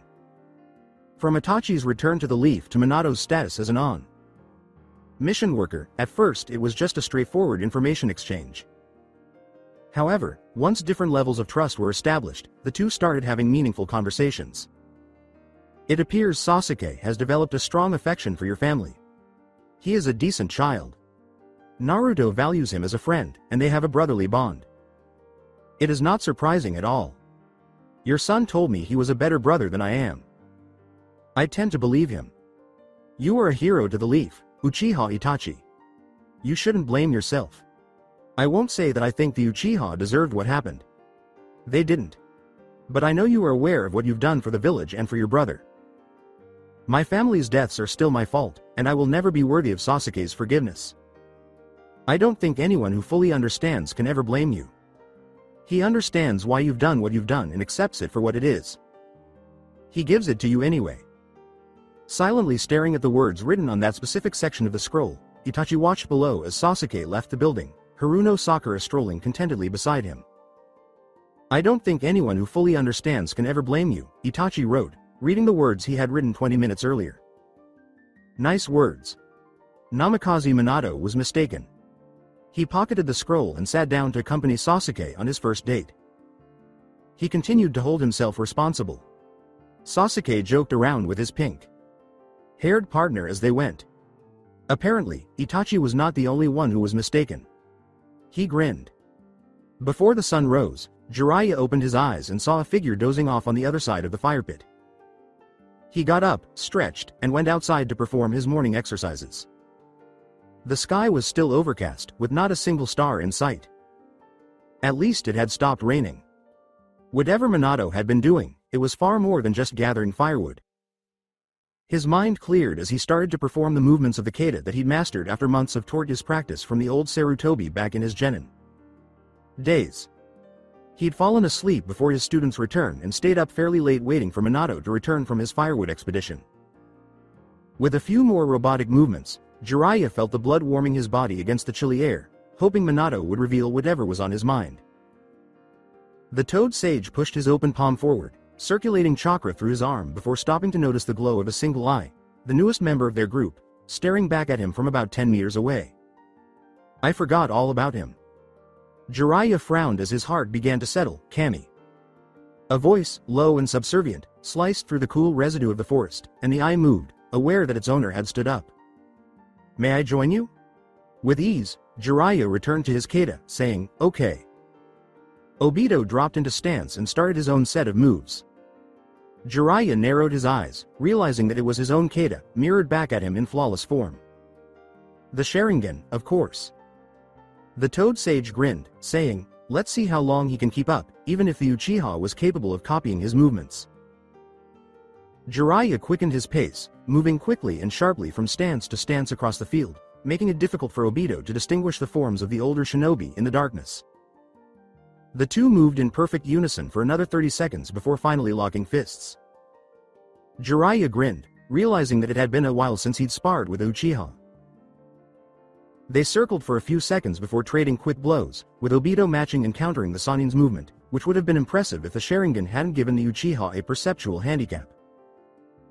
Jiraiya brought his forearm forward and brought it slamming down as Obito sidestepped a straight jab, but Obito barely managed to raise his own forearm in time to block the swing, and was struck nonetheless, his defense easily overwhelmed by the sage's greater strength. I didn't hit him that hard. Jiraiya's mind raced before he finally identified the issue. Shit. I forgot about his chakra exhaustion. Squatting low, the sage placed a diagnostic hand on the Uchiha's wrist. Oi. Jiraiya grinned. You're 100 years too early to. Jiraiya scowled. Minato would kill me if you died on me. You should have told me that you were still recovering. Obito just lay limp, his reserves too depleted to even power the most basic of movements. Weakly, Obito said, I'm sorry. With an understanding nod, Jiraiya said, hold on. I'll be coming back. The Sage of Toads disappeared, leaving Obito helpless in the dark. A short while later, the Sannin reappeared carrying a big coat and a cup of warm tea. Jiraiya laughed as he threw the coat over the crippled Uchiha and carefully pushed the tea down his throat. I believe I'm going to lose my mind if I don't quickly reclaim my manhood. Is it possible for you to hold the cup? Obito attempted to take the cup with a trembling arm and failed miserably. I guess not. Really, I should have been warned by you. I'm sorry. Let's get you back to the shelter, Jiraiya sighed. While you're recovering, you can tell me about Nagato and Konan. I want to know how my disciples became cold. Blooded leaders of the most vicious criminal organization on the face of the earth, from pacifists who sought to bring about peace through non-violent means alone. Please enlighten me. Doraemon. Sama. Akemi's voice was distinct and loud. Doraemon, tall and noble, stammered. Akemi. Her voice always seemed to cut right to the core of him. She drew him in like a magnet with every sound and movement. Doraemon. Sama. Move quickly. With a playful grin, the girl turned and paused, approaching the man who was growing angrier by the moment. Are you anxious? Doraemon splutteringly blushed violently. No. Hello, Akemi. Chan. You're too near, ya. Whispering to herself, the girl pressed closer, flipping her hair behind her back. I understand. She put a finger to his lips, smothering any grumble he might have been harboring. Doraemon's back slammed into the wall, and his stupid blue hat came off. It was an incredible night, Doraemon. Sama.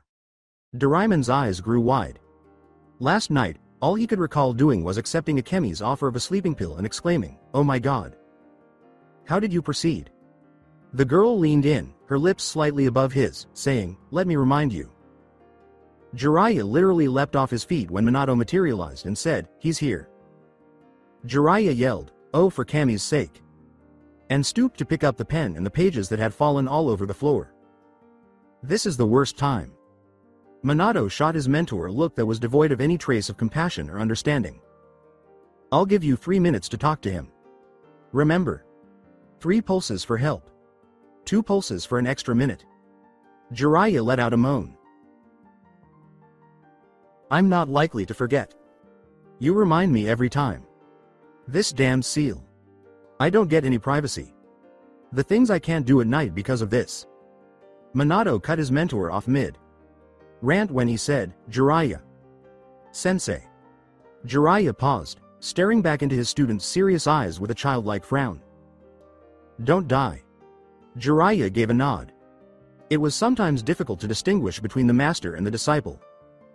He doesn't show me enough consideration. Not that it's due to me. It's not like I didn't bring him up and impart all of my knowledge to him or anything. The sage put his pen and notebook away, licking his lips miserably at the thought. Already, Minato had disappeared, taking the silent Obito with him. With a sigh, Jiraiya realized the scene he was writing was lost forever. Just now, I also overcame writer's block. If nothing else, Minato was visionary enough to place Hiraishin markers across the country. The fact that seals typically left no evidence of chakra behind was one of their many wonderful qualities. When it came to speed, teleportation was simply unmatched, even if they didn't. Nagato was never going to catch them. Not in a millennium. The rain kept falling relentlessly from the overcast sky onto the little clearing in the forest while he waited. The only thing providing cover was the earth wall, which had been raised using a strategic earth wall jutsu. That's why the earth wall jutsu was so handy, and it's probably the closest thing to an all-purpose jutsu. Construction, cover, shield.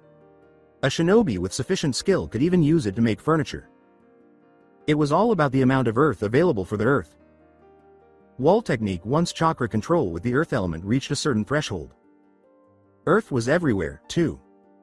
The sage had not been able to finish thinking when the ground beneath him gave way, and he was abruptly drawn upward along with 100 cubic meters of earth. Regardless of how many times he'd heard about the method, the experience still took him completely by surprise. Jiraiya staggered as the chakra flowed into the balls of his feet, making it difficult for him to maintain his balance. He just brought up half of the scenery, Kami. The enormous piece he was standing on was shaken by another earthquake, and the entire structure collapsed back to earth.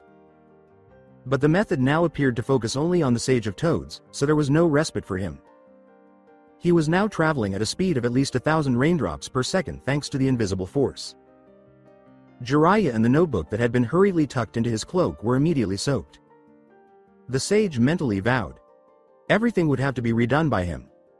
Oh no, Nagato. There isn't a better time than now. Jiraiya wondered for a moment how much chakra Nagato really needed to be able to cast a sensing jutsu with such a vast range, as the freezing water seeped into his clothes. Nearly the whole country was submerged in the rainstorm, with each drop containing remnants of the Uzumaki's chakra. The sage was even more amazed by Nagato's ability to wield such immense power when summoning other jutsus, like the massive gravitational technique that kept the storm going while making his earth wall shelter appear comparatively ineffective. What a waste of my all-purpose jutsu. Then he caught sight of him. Hiriko. Or at least Yahiko's corpse, clothed in the traditional Akatsuki garb, a long, black cloak and red clouds that appeared to have escaped the heavy downpour. At least a kilometer separated the man from the ground. If Obito's information was any indication, it was really not difficult to figure out where he'd acquired his god complex. A metallic black rod protruded from Yahiko's corpse's sleeves and shot forward. Jiraiya watched as his hair extended into a spiny shield and he rolled into a ball, his body still hurtling toward the projectile. Jutsu Ramen Shigami no. With no sound, the metal rod clattered off Jiraiya's steely wire. Enhanced hair, which was now enhanced by chakra. But the corpse quickly sidestepped and let the ball of spiked hair fly past him before he could collide with and impale Akatsuki's leader with it. As the technique developed, Nagato saw the sage's hair recede. At 1,000 meters above the ground, Jiraiya Sensei was unable to take to the sky. Even though a highly skilled shinobi, such as one of Konoha's Sannin, could likely survive the fall. The Diva Path lifted his hand, whistling down, the force of his movement pushing aside the air. The Toad Sage was simultaneously under pressure from a force that was at least 1,000 times stronger. Jiraiya managed to say, "Nugget," before he was launched downward at terrifying speeds. Jiraiya's heart rate shot up, seeing the ground almost literally fly into his face, just in time to eke out the rapid, triple pulsed signal into the Hiraishin seal etched on his chest. The drop in air pressure caused his eardrums to pop, and his vision became hazy. His head was hurting so bad. The sage could hardly even think clearly due to the combination of his innate fear from the fall, his impending death, and the blood rushing to his head. "I won't be able to make it." He felt a hand pat him on the back, and then all of a sudden he was standing in a forest, the trees shiny and green, the sun beaming down on the iconic land of rivers. The scene was breathtaking as they stood in a secluded clearing close to the southern edge of the Nation of Rain. Relieved, Jiraiya fell to the ground, and Minato knelt down beside him. "Are you all right? HN. Thank God you're fast." Jiraiya got up and removed his clothes that were drenched from the rain. He gave his pupil a shirt and said, "I didn't even get a single word in." Minato quickly elaborated on it and looped it onto a nearby branch, seemingly reading his mentor's mind. The sage took the ruined wads of paper from his coat that contained the draft of the 9th chapter of his Make Out Paradise series and sighed. All Kakashi had to do was wait a few more months. After emptying his coat completely, Jiraiya cast a sidelong glance at Minato's presumed dead pupil. With his back to the small creek, Obito was sitting silently. The Uchiha had barely spoken since their quick spar almost 2 weeks ago. What's on his mind, I wonder? God's voice was heard through the rain, with every single drop conveying a message to the people who lived under its protection. Its voice was distinct, not booming or loud, but demanding attention without being overt. The people of Rain. A new threat looms upon us from the east. The hidden leaf seeks to undermine our goals and our principles. Even now as I speak, the leaf's elite shinobi have already crossed our borders and infiltrated our lands. Let us not forget the crimes done unto us. Let us not forget how they savaged our people. They come with false peace, hidden in treachery. They scorn the truth that is our ideals. They mock us and everything we've achieved through our pain. The tone stopped to allow the feelings to become more intense. Warmer. As they heard the word of their god, both shinobi and civilians felt fires stoke in their hearts throughout the vast, industrialized city. We shall show them that we will not be so easily trodden. Peace is upon us and those who fight against our ideals, our dreams, and our hope are our enemies, no matter what their intentions may be. There are 3 invaders, 2 of these you know well. The Yellow Flash. Jiraiya. And with them is a Uchiha. Find them. Capture them. Kill them. Do whatever it takes to protect our home. The voice died down. Nagato paused to catch his breath as his chakra retreated up in the tallest structure in the city. Are you sure that's wise? The Rinnegan user regarded the lone survivor of the Akatsuki with an imposing gaze, his head perking up at the unexpected question. They had already begun to prepare. This was no time to be unsure. We've already discussed this. They are a major threat to our objectives. We must eliminate them at all costs, regardless of our past. Konan looked back into her partner's and lifelong friend's rippling eyes. Even at the cost of our people's lives? You know as well as I that we're the only ones who stand any chance against them. You've just sent our people to their deaths, and for what? To stop them long enough for you to get there? Nagato. You can't. Nagato's voice became patronizing as she said, Konan. Our people's lives are safe. There is no need for worry. What do you mean our people's lives are safe? You can't possibly know. Nagato cut in abruptly, Konan. Shut up and think. They know our goals. They know everything about us. Yet they've been sitting at our borders and evading us for 2 weeks. They haven't invaded our home and they haven't called for reinforcements. Knowing Jiraiya Sensei, their objective is clear. Nagato was looking forward to his companion. Konan scowled for a short while as he considered. Peaceful was Jiraiya Sensei. Yahiko was greatly influenced by the Sannin, who he believed could be the solution to any conflict without resorting to violence. It was the guiding idea upon which the Akatsuki were first established and by which they conducted their lives. Up until Yahiko's demise. Konan's eyes grew wide when she realized it. He wants to talk to us. To convince us with words. A foolish sentiment. The idea that people can learn to understand each other. It's the very idea that led to Yahiko's death. However, it also means that they will actively avoid killing our shinobi. What if they don't? Nagato had intensely glowing eyes. Then they are in no position to convince us of anything. Konan scowled in concern. She couldn't disagree more with Nagato that their citizens were being put in danger for a simple test. She swallowed her grumble and posed the other question that had been bothering her. Do you think they stand a chance?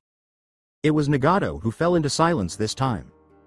The man studied the woman in front of him with unearthly eyes and then asked a soft question. Do you doubt our cause? Konan nervously adjusted her weight. For almost 15 years, she had complied with Nagato's orders without raising any objections. However, Nagato ground his teeth, making the woman flinch, saying, You're putting our people's lives at risk just to verify our cause. How can you do such a thing? Is peace really worth such a sacrifice? It wasn't reaching him. Oh no. Yahiko would never do this. This goes against everything he believed in. Yahiko. In an uncommon outburst of rage, Nagato exclaimed, Yahiko is dead. He swallowed his rage quickly. God is emotionless. God is impartial. God is unbiased. Nagato. The Rinnegan user calmed his inner turmoil and his breathing slowed. Yes, Konan? I'm going to find them and I'm going to talk to them before any bloodshed happens. You will do no such thing. The pair gazed at one another for a few moments. Breaking the silent contest of wills, Konan declared, This time, I won't listen to you. I'm willing to follow you to my death, but I will not support this unnecessary folly you'd have us commit. You will not toy with our people's lives. A third voice came in, saying, If you will not follow orders, then you are no longer fit to serve as God's angel. Yahiko came in from the outside balcony. The blue-haired woman ignored the newcomer and turned angrily to face the malnourished figure inside the moving apparatus in front of her. How dare you use Yahiko like this? She exclaimed, before the dead man's body swiftly restrained and bound her. You are no god. Konan glared at the uncompromising face and said, I am the sage of Six Paths Reborn. She was forced to her knees and did not resist. I will bring peace to the world as has my predecessor before me. Your assistance is no longer necessary. As soon as the Preda path entered, Konan's eyes grew wide. Her chakra would be absorbed by him, making her useless to the civilian world. It wouldn't be the first time he took such an action. The Preda path moved slowly and silently closer, saying, Nagato. Why? You can still find them. Talk to them. There's no need to risk our people's lives. Nagato. A hand extended, poised to grasp her chakra. She was able to escape her bonds when the kunoichi broke into a pile of paper before it could harm her. The paper ball shot toward the balcony opening of the room in the instant following the metamorphosis. A sudden force stopped the paper mass's progress as it crossed the threshold, pulling it reeling back into the room toward Yahiko's open palm. Bansho Tenin. Konan changed her direction instantly and launched herself as quickly as she could in the direction of the gravitational pull's origin. With enough power to instantly kill the Diva Path, thousands of sharp, paper projectiles slammed into Yahiko's corpse as a result of the combined force of the Diva Path's technique and her own chakra. Induced propulsions. The entire process, from the first pull to the end, took less than a second, so the Preta Path was unable to intervene quickly enough to stop the chakra. Laced paper's trajectory. Now that the Diva Path was momentarily inoperable, Konan seized the opportunity to fly away once more. In one last attempt to capture her, the Preta Path leapt toward her. Her chakra would vanish if he could only get his hands on her core. Nevertheless, the Preta Path lacked the weightlessness of the Diva Path and the aerodynamic speed of Konan's paper machines. It had no chance. Nagato released his partner from the chamber by unlocking his slender arms, but it was too late. Konan had vanished. Now, alone in the tallest skyscraper in a megacure, stood Nagato and his puppet corpses. A deep frown pulled at the man's face. He doubted she would consent to harming Yahiko's physical appearance.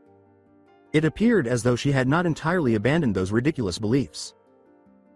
Gazing at the remnants of paper on the abrasive stone surface in front of him, Nagato became fixated. Konan. You fool. As she flew, the rain pelted her and the city disappeared from her view. And she had no idea where to go now that she was far from any civil company. She didn't know where to look for her former mentor, but she couldn't go back. If only Nagato had been able to assist her. Even though he wasn't quite able to reach her yet, he still knew exactly where she was. It was the coldest rain yet. You moron, Nagato. She chanted. Foolish, foolish, foolish. The words were akin to a mantra and provided the hopeless soul drifting through the storm with a kind of healing power. Foolishly, tears started to well up in her eyes. He could have been persuaded by Yahiko. He had always been very charming, endearing, loving, and kind. All of this would not have occurred if Yahiko had been present. Still, Yahiko was gone. Nagato was also a moron. As the kunoichi soared higher, the wind intensified. The kunoichi collected herself to stop the wind from literally blowing her apart, which caused all the little fluttering pieces of paper to come together and form her unique form. Large, sturdy wings made of compressed water. Resistant paper emerged from her back just as gravity started to set in. It was time to vanish. The woman fluttered through the icy clouds, powered by a powerful flap of her new appendages. She felt bone. Chilling as she broke through the peak of the monsoon. She was now out of the rain. She shouldn't be detectable to him. She made her way as fast as she could in the direction of the hidden leaf, shaking off the trembling cold. That was the only way she could be sure she would get in touch with Jiraiya. Sensei in any capacity. Konan was feeling more and more miserable. It seemed like a betrayal. However, Nagato had already betrayed his own people, whom they had vowed to defend. He had betrayed the ideals of the Akatsuki. However, she had also followed him blindly for the previous 15 years. She shook her head, getting more determined. This would have pleased Yahiko. He would have acted in that manner. Returning at this point would be futile. All she would have to deal with would be losing her chakra and becoming worthless. It made no difference. She was confident he would comprehend, provided that everything could be rectified. He was forced to. Nagato. You moron. She lay on the cozy blanket cover and gazed up at the vast sky. Though it was still early in the evening, the moon was rising higher and higher above the trees. It was beautiful and eerie at the same time, with the moonlight's glow blurring and interspersed with wisps of transparent cloud stretches. Chihiro briefly imagined what it would be like to soar over those vast patches of cloud gently drifting across the horizon. It was a feat that only shinobi could accomplish. Admittedly, there were so few ninja with true flight abilities that even her guide, who was well versed in the shinobi world, had trouble naming any. Naruto just tucked a hand under his chin in contemplation when asked. Well, I mean, there are probably some shinobi who could fly, like using bird summons or something. His expression changed. Oh. Gamabunta can jump thousands of feet high. That's sorta like flying. Wanna try it? Shaking her head, Chihiro turned pale. She was not alarmed by the 1,000 feet of ascent. It was the descent. As if reading his client's mind, Naruto said, "Don't worry. The boss's back is super squishy. It'll be like falling on a gigantic, wet pillow." With a nervous laugh, Chihiro said, "No thanks." With a positive smile, the blonde got up and said, "Come on." His exuberance and contagious smile only made the girl feel slightly better. "It'll be awesome." Chihiro slowly started to back away, saying, I'm fine. Thank you very much." Naruto begged, "It'll be the last time I can show you anything fun. And since you're going away tomorrow, I'll probably never get to show you again." Chihiro let out a sigh. "Okay. Just hang on to me. No problem." Naruto exclaimed, grinning, and bit his thumb to focus on his tenant. It was months since their last conversation. "Alright, damned fox. Time to pay rent. Brat." Naruto almost gave a start. He had no idea that the fox would really answer, much less that he would be drawn into his fantasy world. Behind the metaphysical bars, Naruto fixed his gaze on the massive figure. "Wow. You're actually talking. Listen. I need chakra for..." Naruto's plea was interrupted by the nine tails' laughter. "If you think I'm going to give you chakra for some childish presentation, then you must be more stupid than I give you credit for." "Hey, that was completely uncalled for. You don't hear me going around calling you stupid." Ignoring the child's outburst, the fox grinned. With a heavy paw, the creature slammed into the cage, causing Naruto to stumble to his feet. "In fact, if you think I'm ever giving you chakra again, you can forget it. I have no reason to give you chakra. At first, I did it to slowly overload the seal. But now that blasted piece of rotten flesh you call Dad has ruined my progress and completely eliminated any chance of that happening, there's no way in hell I'm helping you. But bug off. Brat." Kicked out of his own mind, Naruto pouted. Thanks to the nine tails chakra, the blood on his thumb had already started to dry up and the wound was healing more quickly than usual. The young lad snarled. "Goddammit, you stingy fox. Now you're just messing with me. This isn't over." He struck the Hokage monument's stone facade with his palm. Kachiyose. A great cloud of smoke billowed over the scene. That night, the top of the mountain was marked by the shadow of a huge toad, if anyone had looked up at the Hokage monument. Naruto laughed to himself. Hee.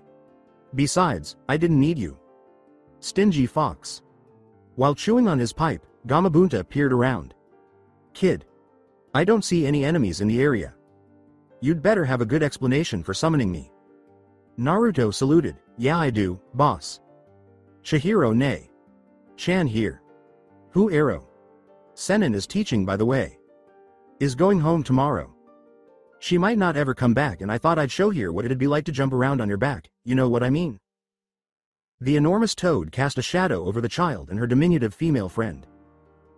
"So basically, you just summoned me for some childish presentation to send off this little human girl. A naive presentation?" Whatever that stingy fox said, or the boss said, didn't matter. This presentation was anything but naive. Naruto opened his mouth to pout, then changed his mind. He sensed that the boss's goodwill was eroding. "Yeah, well, you see. Chihiro here wanted to see what it was like to fly, so like I told her that traveling on a toad's back was just as good as flying. And then she said she didn't think flying on a toad is the same as flying on a bird. Well, since I can't summon hawks or anything, I figured I might as well summon you to show her how great toads are." The boss released a huge puff of smoke after taking a drag from his pipe. "So little human. You don't think toads are good enough for you, huh?" Chihiro said, faultlessly, "Well." She was secretly trembling with anticipation at finally getting to see one of the toads that Naruto had spoken about for so long. "Unless toads can fly, I don't see how you can ever be the same." The enormous toad laughed at this. "While it's true that we cannot fly, toad, traveling can be a lot more exciting than you give it credit for. For the pride of our clan to another pupil of my old partner, I'll allow it. Hop on, kiddo." Jumping onto Gamabunta's back was Naruto. Chihiro, however, was forced to walk.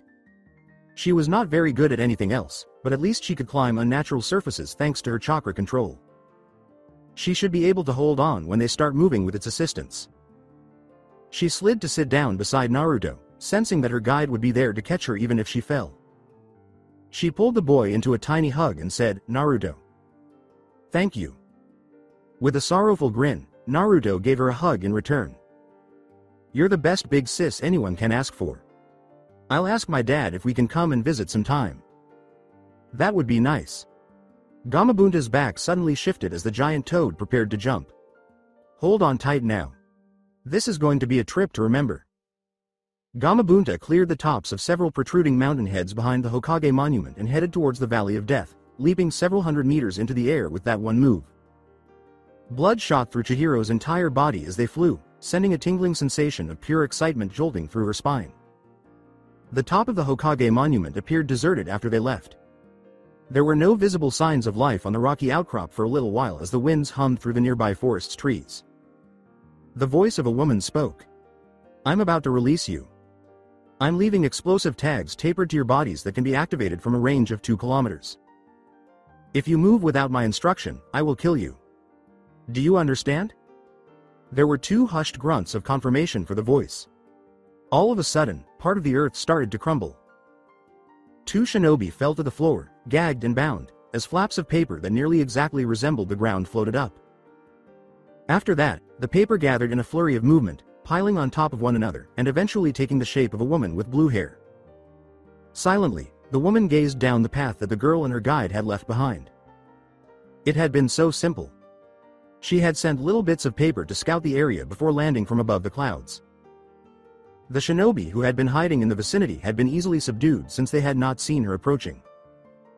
It was clear that the girl was not a ninja and the boy. A pang chewed at Conan's heart.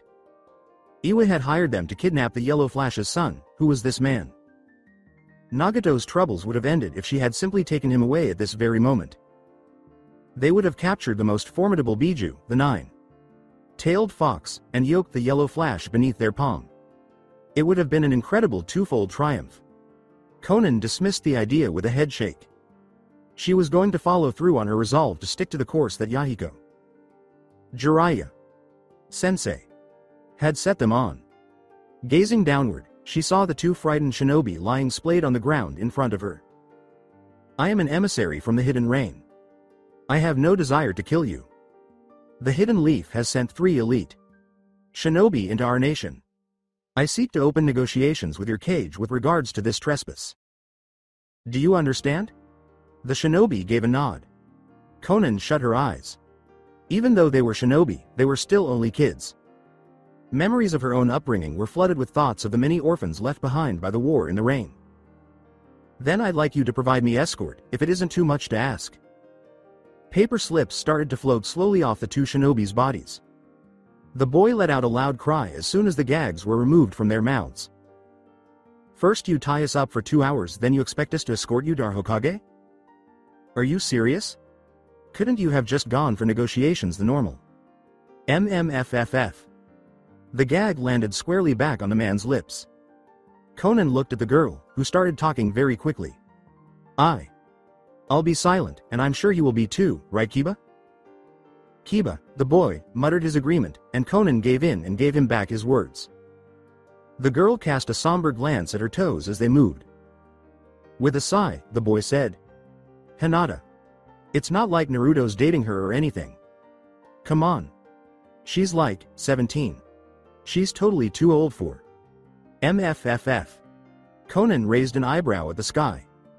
With a slight flush to her cheeks, the girl, Hinata, just kept studying the tips of her sandals. "These kids are so well cared for, Kami." Conan briefly wished, not for the first time, that her own early years hadn't been marked by such a high death toll and violence. Perhaps she would have been much happier as an adult along with Nagato and Yahiko. Perhaps Nagato wouldn't be as resentful and Yahiko would still be alive. Yahiko might have been able to. She brutally interrupted her thought.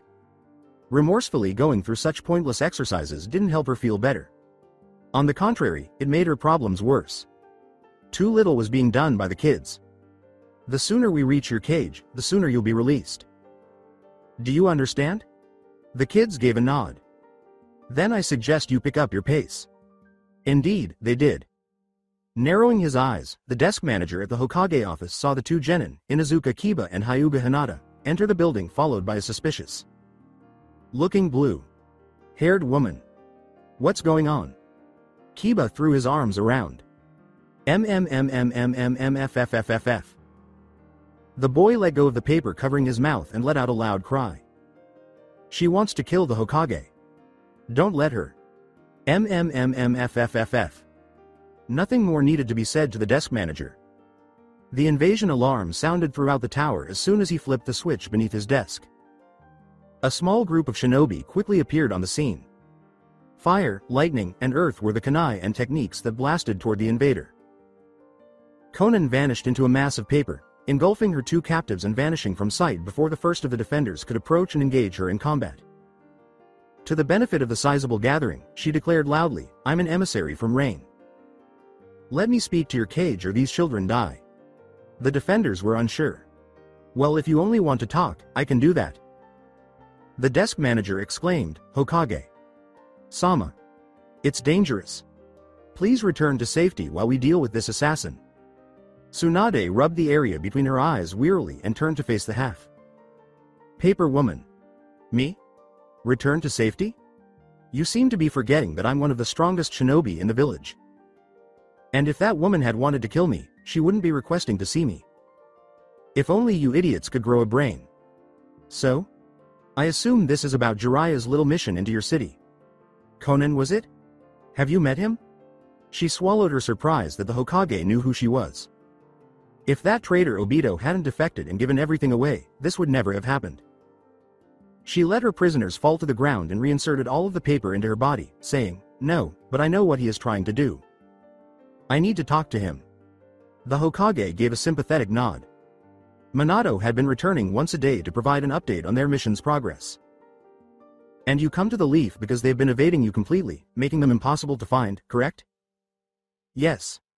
I would like to discuss some settlements. Your recent invasion into our nation has been worrying. If it is possible, could you put me in contact with Jiraiya?" "Sensei?" Tsunade turned to face the large group of shinobi that had gathered at the tower and said, "That's easy. Come with me to my office." She looked up at her desk supervisor. "Kirishima. Turn off the damned alarm and then get out. You're fired. Come see me tomorrow at 10 o'clock sharp and I'll see what other jobs you can be more suited for." The desk manager's mouth moved erratically, opening and closing. "But Tsunade. Sama. Turn off the alarm, you idiot." Kirishima nodded in compliance. The remaining shinobi in the vicinity started to disperse. Konan was standing in the brightly lit Hokage tower room of the Leaf moments later, and he couldn't help but notice that it was far more colorful and picturesque than Nagato's drab room. She was going to make sure that Nagato moved somewhere else as soon as she and him reconciled. Somewhere happier. The Hokage moved behind her desk and spoke casually as these ideas passed through her mind. "You know, Minato's flying thunder god makes things so easy. If only all my shinobi can make daily reports from anywhere on the continent at my discretion." Tsunade looked in a few drawers. "But alas, there can only be one yellow flash. It's a pity." "Ah. Found it." Throwing a 3-pronged kunai up into the room's corner, she flipped it into the air. Konan took a few moments to look at the kunai. It is obvious that something was meant to happen, but what? Before she could ask her question, a man materialized, standing diagonally from the ceiling corner with the tips of his toes barely touching the kunai's handle. Tsunade grinned with pride. "Minato. Bring Jiraiya here." Minato's gaze fell on the blue-haired woman wearing the Akatsuki cloak and said, "Right away." He grinned. This could only be the case for one person.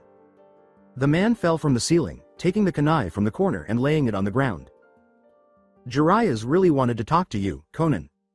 He's going to be ecstatic. I'll be right back." Suddenly the man was gone, and Konan was left staring at the spot he had been standing on. Naturally, she had heard all the details and seen some drawings, which had given her a basic understanding of the well-known yellow flash, but nothing had prepared her for the man's incredible beauty. It was unethical how attractive Namikaze Minato was. When the man resurfaced, Jiraiya was falling beside him. The elderly sage said, "Tsunade, I know you've missed me," but, as he abruptly realized his former pupil was in the room, Her appearance was unmistakable. The sage's whole face lit up with delight, and Conan felt a pang of nostalgia. Jiraiya's eyes slowly dropped over her form. Conan. I can hardly believe this. Why are you here? What is? Ooh. You've become quite the beauty. Conan's lips quirked up slightly as she rolled her eyes. Not a single thing had changed for Jiraiya. Sensei. I'm still surprised that you managed to find me. The voice of the snake like figure hissed with laughter and reverberated off the cave's dark walls. So you would have faith in me? Even after my predecessor so cunningly betrayed the company? Who said I needed to trust you in order to use you? A second, hushier voice answered. Indeed. But if something goes wrong, don't expect me to stay loyal to you. My sole motivation for doing this is amusement value. The eyes positively glowed with a purple ring. Get on with it. Yeah. The figure gave a small smile. You do know that I still haven't learned how to completely shut down their minds, right? That is not an issue. Oh? I will explain. A kettle of tea was brewing over the embers of a smokeless fire that the four allies were sitting in a square around. They had spent the entire evening chatting, mainly getting to know the newest person in their group. As they conversed, Jiraiya brought tea. She had revealed all to them. The growing aloofness and conceit of Nagato, his attempt to take away her chakra, his unwavering insistence on coming up with his own solution, and his complete lack of regard for the lives of his own countrymen. Jiraiya, with Minato's assistance, gave her an update on their plans and their progress in return. They appeared to have been circling aim in order to avoid confronting other range shinobi, which is why they hadn't just gone straight after the Akatsuki leader. Their new recruit felt a little better about her choice to join them because the group didn't want to cause any casualties. She also seemed to relax after drinking the tea Jiraiya had given her, as if it took away the tension she had been under since she had taken such a strong stand against her childhood friend. From what she was hearing, Minato had dotted the borders with 20 distinct dormant marks. The idea was to relocate, attract the Rinnegan user, and try to negotiate if at all possible. They were supposed to go on to the next place and try again if that didn't work. Every other means of communication had been exhausted. Conan attested to Nagato's reading of Jiraiya's initial letter. He'd given it a quick talk with her before throwing it away. The remaining letters were merely incinerated. Nagato said they didn't need to read such useless proposals. That's when Jiraiya started to gripe. He'd given those letters a great deal of thought. Oh, Nagato, and his demented desire to ruin my work. This was when Obito started talking. Conan. Conan glanced quickly and intently at the quiet Uchiha seated across the fire pit. The Akatsuki had become what it was because of Obito, Uchiha Madara. There was no question. Gazing into the lone red eye of the most cunning man she had likely ever met, the woman felt a wave of resentment rising in her gut. Uchiha Obito. Darkness suddenly enveloped the world as Obito's eye glowed. Genjutsu. The scene settled and she was back by the fire pit in the fringes of the land of waterfalls forests before Conan could do anything to break the illusion. Jiraiya. Sensei and Namikaze Minato were not present this time. It was just her and Obito. Conan scowled at Uchiha, the betrayer. His genjutsu was still on her. Conan. Silently, the man spoke. Obito. Conan responded. She might as well find out what this is all about while she was here. What are you trying to do? Let us have a talk. You owe me more than a conversation. I would like an explanation. What made you turn on us? If you were simply going to leave us, why did you send Nagato down the path of destruction in the first place? You will know in due time. Obito spoke plainly. You are here only to help me figure out why you are here. Conan, why are you here? Obito would be covered in flames if appearances could burn. You know why I am here. To broker peace for your tiny country. However, you have not mentioned these negotiations to us at all. You. How pitiful. Obito laughed. To be expelled from the country you have spent your entire life fighting for. Do you really have no power anymore? Biting her tongue, Conan refrained from letting out an indignant rejoinder. The silence served as Obito's signal to move forward. Someone you claim to be an emissary. It has always been Nagato who is in charge. You are nothing more than a puppet, a pawn in his intricate plan for world peace. Conan narrowed his eyes. What are you saying? What do you think I'm saying, that I'm making fun of you? The Leaf has the strongest 3-man team the team could ever assemble right at his doorstep, and the Akatsuki is in disarray. He is going to take some extreme steps. Get to the point. With one eye, Obito gave her a gloomy look. If I see you do anything that remotely resembles a threat against our group, I will personally make sure to eliminate that threat, regardless of what Jiraiya or Minato Sensei believes about peace or redemption.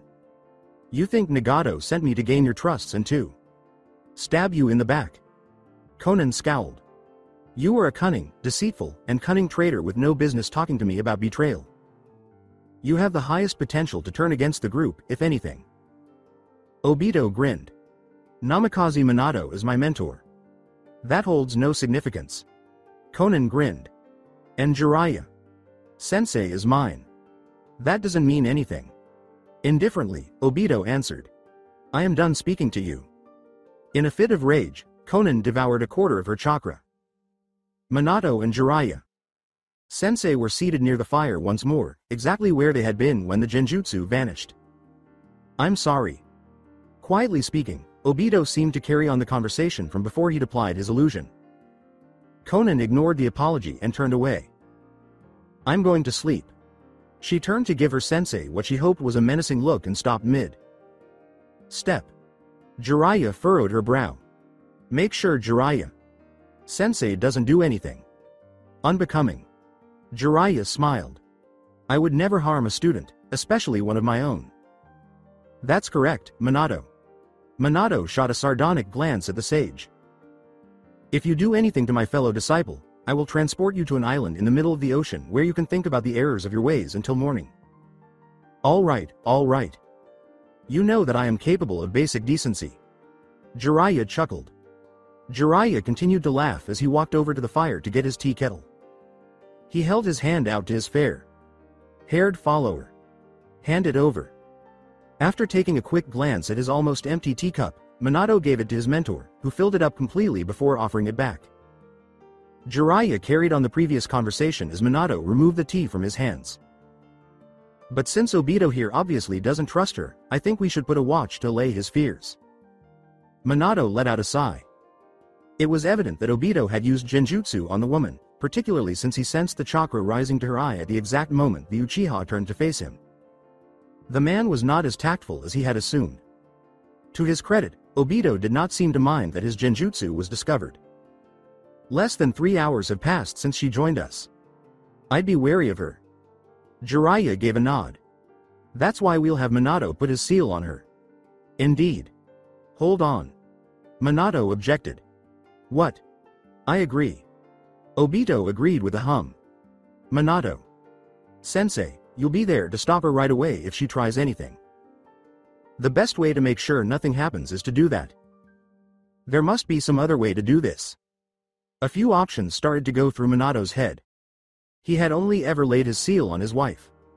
The other women were usually dead soon after the enemy. Nin. Jiraiya was accurate. A total invasion of privacy was the seal.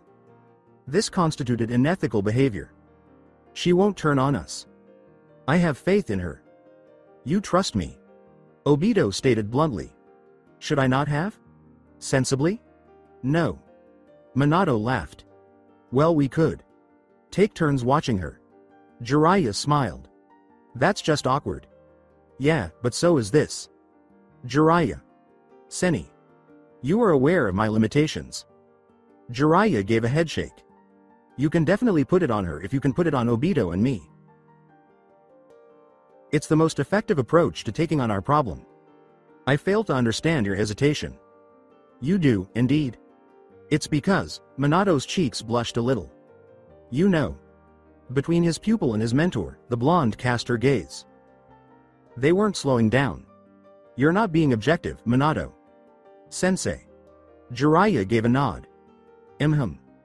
Letting out a slow sigh, Minato approached his fellow disciple. The female took a step back. I'd like a say in this.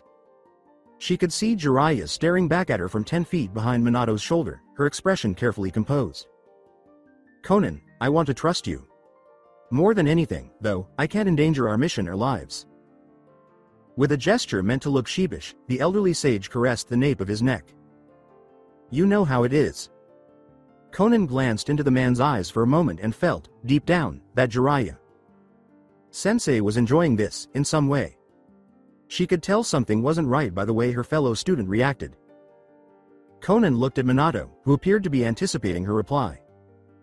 What exactly does this seal do? It allows me to perfectly sense what you do with your chakra, your movements and anything around you in a small radius. I see. It is a useful tool for surveillance, in fact. Konan hesitated a moment. I recognize. Take whatever necessary action. Minato extended her arm. A beat skipped by Konan's heart. A sealing script glowed as his hand touched her neck and vanished, leaving the spot unmarked as before. The man took his hand away. Good night, Konan. San.